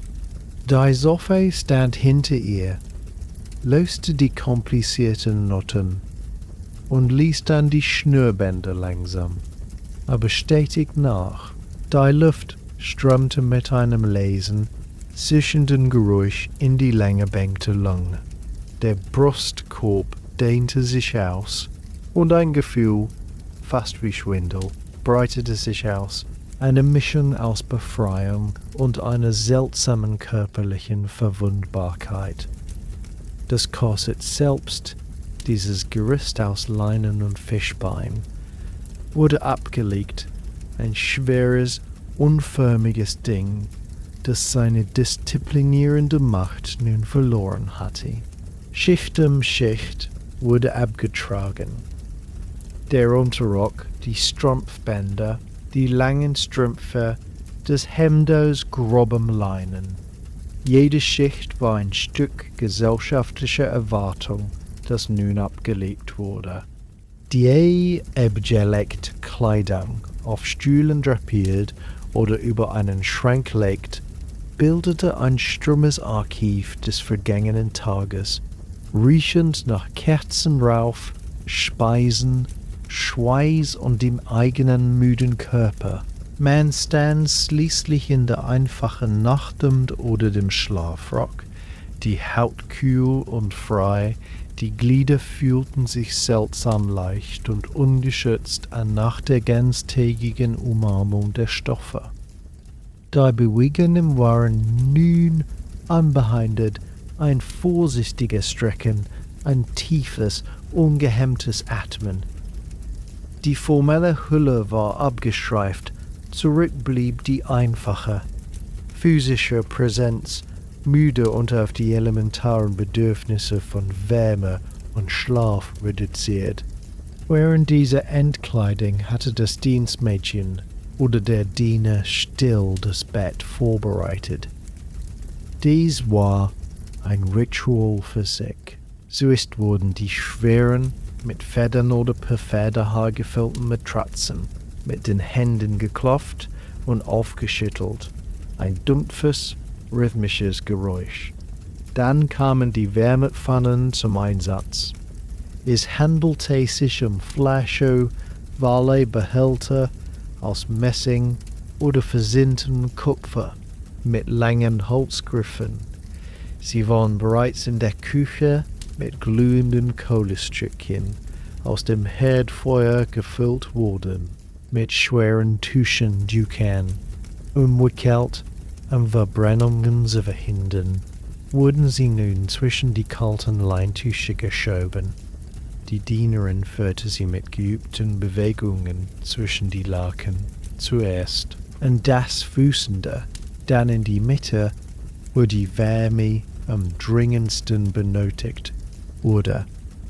Ein leises Zischen und ein schwacher Geruch nach heißem Metall und verbranntem Stoff stieg auf. Die Wärmepfannen waren keine Garantie für behagliche Wärme. Oft waren sie nur an wenigen Stellen heiß und hinterließen andere Bereiche eisig. Oder sie kühlten schnell ab und hinterließen nur eine feuchte Kälte. Doch ihr Vorhandensein waren Versprechen, ein kleiner Kampf gegen die unerbittliche Kälte der Schlafkammer. Über die erwärmten Laken wurden dann die schweren Decken gebreitet. Zuerst eine leichtere Wolldecke, dann die schweren Decken gebreitet. Zuerst eine leichtere Wolldecke, dann die schwere gesteppte Federdecke, die den Körper mit ihrem Gewicht in die Matratze drücken würde. Das Kopfkissen wurde aufgeschüttelt. Sein knisterndes Geräusch war vertraut. Zum Schluss wurde der Betthimmel falls vorhanden, aus schwerem Damast oder Baumwolle zurechtgezupft, um die Zugluft vom Oben abzuhalten. Das fertig gemachte Bett wirkte wie eine Festung gegen die Nacht, eine gepanzerte Höhle, die mit primitiven Mitteln gegen die Kälte gesichert worden war. Der Diener oder die Sofa verneigte sich oder knickste zum letzten Mal an diesem Tag und zog sich mit einem leisen Gute Nacht, Madame oder Gute Nacht, Sir, zurück. Man war nun allein, die einzige Kerze auf dem Waschtisch warf ihren kleinen Lichtkreis. Die Wärmepfannen unter den Laken gaben ein schwaches, orangefarbenes Glimmern durch den Stoff ab, wie die Augen eines schlafenden Tieres. Die Kleidung des Tages lag als dunkler Haufen im Zimmer, stumme Zeugen der überstandenen Mühe. Die Kälte der Luft kroch trotz des Feuers im Kamin und der Wärmepfannen langsam an den nackten Armen und Füßen hoch. Der Körper, endlich frei, sehnte sich dennoch nach der Umhüllung des Bettes, nach dem Verschwinden in der Dunkelheit. Der erste Teil des Zur-Ruhe-Kommens war vollbracht. Die Gesellschaft hatte sich aufgelöst, die Rüstung war abgelegt, das Nachtlager war notdürftig vorbereitet. Alles, was nun blieb, waren die letzten einsamen Minuten vor dem Erlöschen des Lichts und dem Eintauchen in einen Schlaf, der so tief und schwer sein würde wie die Decken, die gleich darauf lasten sollten. Die Stille, die nach dem Abgang des Dienstes oder der Sofa einsetzte, war von einer anderen, tieferen Qualität. Es war die Stille der völligen Alleinheit, eine Stille, die nicht nur die Abwesenheit von Geräuschen, sondern die Abwesenheit von Erwartungen bedeutete. Der Tag mit seinen Pflichten, seinen Höflichkeiten, seinen unzähligen kleinen Handlungen war endgültig vorbei. Man stand oder saß in der einfachen Nachtkleidung, die Haut prickelnd, in der kühlen Luft und spürte die ungewohnte Leichtigkeit, die zugleich verletzlich machte. Der Blick wanderte zum Waschtisch, wo neben der Kerze zwei Gegenstände lagen, die für diese letzten Minuten bestimmt waren. Eine schmale, in schwarzes Leder gebundene Bibel und ein kleines, mit einem einfachen Schloss versehenes Tagebuch. Die Wohl fiel oft auf die Bibel. Ihre Seiten waren aus dünnem, raschelndem Papier, die Ränder mit Gold geschnitten, das an den Ecken schon abgeblättert war. Man schlug sie nicht wahllos auf, sondern suchte einen vertrauten Abschnitt, vielleicht einen Psalm. Die Worte, in winziger, gotischer Schrift gedruckt, waren nicht dazu da, intensiv studiert zu werden. sondern erst eine Art geistiges Beruhigungsmittel zu dienen. Diagon glitten über die Zeilen, erfassten Fragmente von Trost oder Mahnung. Der Herr ist mein Hirte, mir wird nix mängel. Das Lesen war flüchtig, fast gedankenlos. Es war das Ritual, das zählte die letzte kleine Pflicht gegenüber einer höheren Ordnung, bevor man sich der irdischen Unordnung des Schlafs überließ. Die Worte vermischten sich mit der eigenen Müdigkeit, verloren ihre spezifische Bedeutung und wurden zu einem sanften, rhythmischen Murmel im Geist. Oder man griff zum Tagebuch. Es war ein schlichtes Buch mit leeren, linierten Seiten, der Einband aus blauem Pappdeckel. Der kleine Schlüssel steckt im Schloss.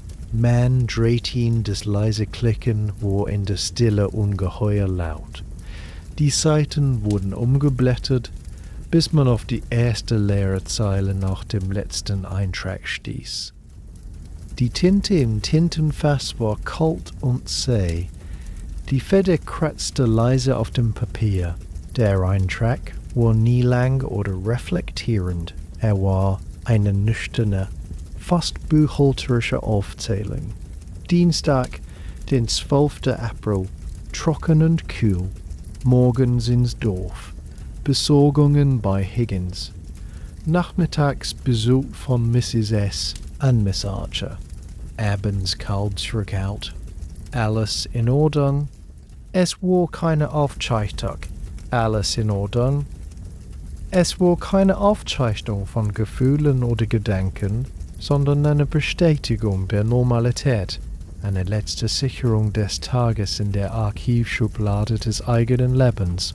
Das Schließen des Buches, das erneute Verriegeln des Schlosses, waren abschließende Handlungen, ein symbolisches Verschließen des vergangenen Tages.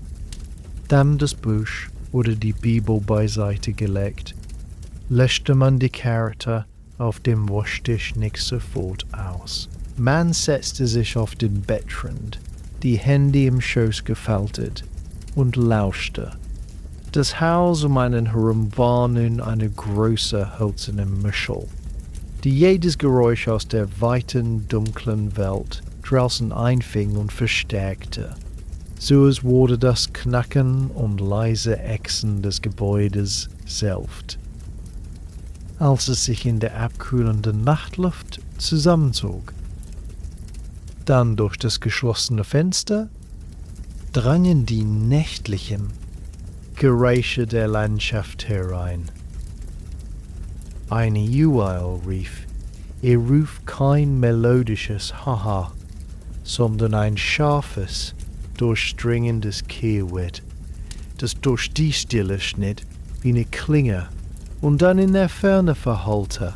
Der Wind, der den Tag über kaum spürbar gewesen war, hatte sich erhoben. Man hörte ihn nicht als Brausen, sondern als ein sanftes, seufzendes Rauschen in den kahlen Ästen der großen Eiche vor dem Haus, ein Geräusch wie das Kommen und Gehen eines langen, unsichtbaren Atems. Irgendwo, vielleicht eine Meile entfernt, bellte ein Hund. Es war kein wütendes oder spielerisches Bellen, sondern einsames, fragendes Wuff, das in die Dunkelheit geworfen wurde und keine Antwort fand. Diese Geräusche, die Jule, der Wind, der Hund, waren die Stimmen der vorindustriellen Nacht. Es gab kein fernes Brumming von Maschinen, kein Rumpel von Zügen, nicht einmal das gleichmäßige Tropfen einer Straßenlaterne, nur diese Archeschen, unregelmäßige Laute, die die Weite und Leere der Welt betonten, in der das Haus nur ein winziger, erleuchteter Punkt war. Nun war's Zeit. Die Handgriff nach dem silbernen Kerzenlöscher, einem einfachen glockenförmigen Stück Metall. Man hielt ihn über die Flamme der letzten Kerze, die auf dem Waschtisch brannte. Für einen Moment wurde das Innere des Löchers orange erleuchtet.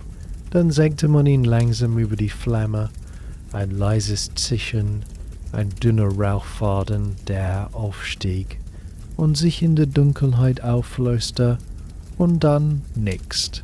Die Dunkelheit, die hierin brach, war nicht die relative Dunkelheit eines modernen Schlafzimmers mit Lichtschimmern von Straßenlaternen oder elektronischen Geräten. Es war eine tiefe, fast erschreckende, vollständige Schwärze. Die Augen, an das flackernd Kerzenlicht gewöhnt, sahen absolut nix. Nicht die Umrisse des Fensters, nicht den Waschtisch, nicht einmal die eigene Hand vor dem Gesicht. Diese Dunkelheit war eine physische Präsenz, dick und undurchdringlich wie Samt. Sie schloss einen ein, löste die Grenzen des Zimmers auf. Man war nicht länger in einem Raum, sondern adrift in einem Meer aus nix. Die Stille, nun von keinem visuellen Anker mehr gehalten, wurde noch tiefer, noch bedrohlicher. Das eigene Atmen war das lauteste Geräusch im Universum. Vorsichtig mit ausgestreckten Händen, die unsichtbaren Möbel ertasteten, fand man den Weg zum Bett. Die Bettkante traf die Knie.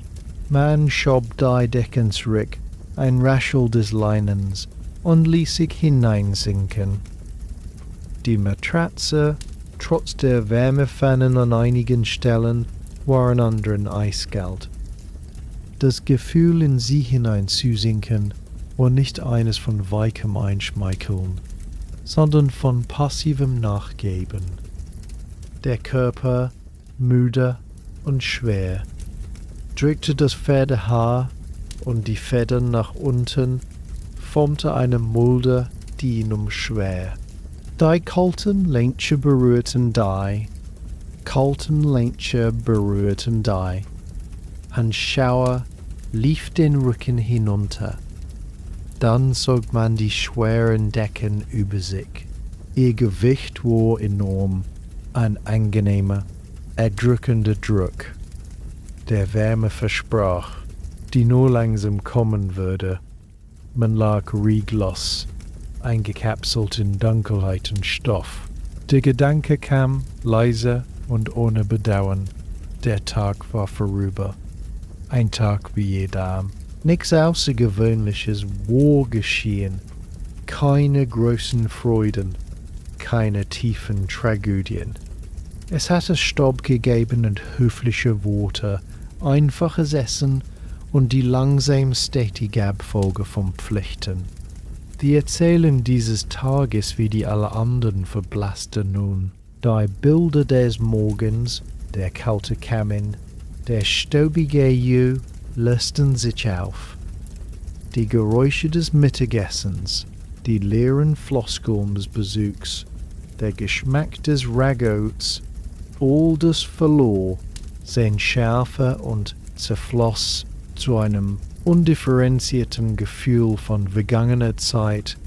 Es war, als ob das letzte Glimmern der Kaminkohlen im Salon unten, das nun sicherlich nur noch eine schwache rote Asche war, auch im Geist erlosch.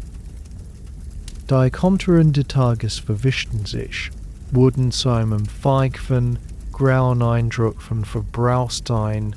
In der tiefen Dunkelheit unter der drückenden Decke begannen die Sinne sich zu schließen.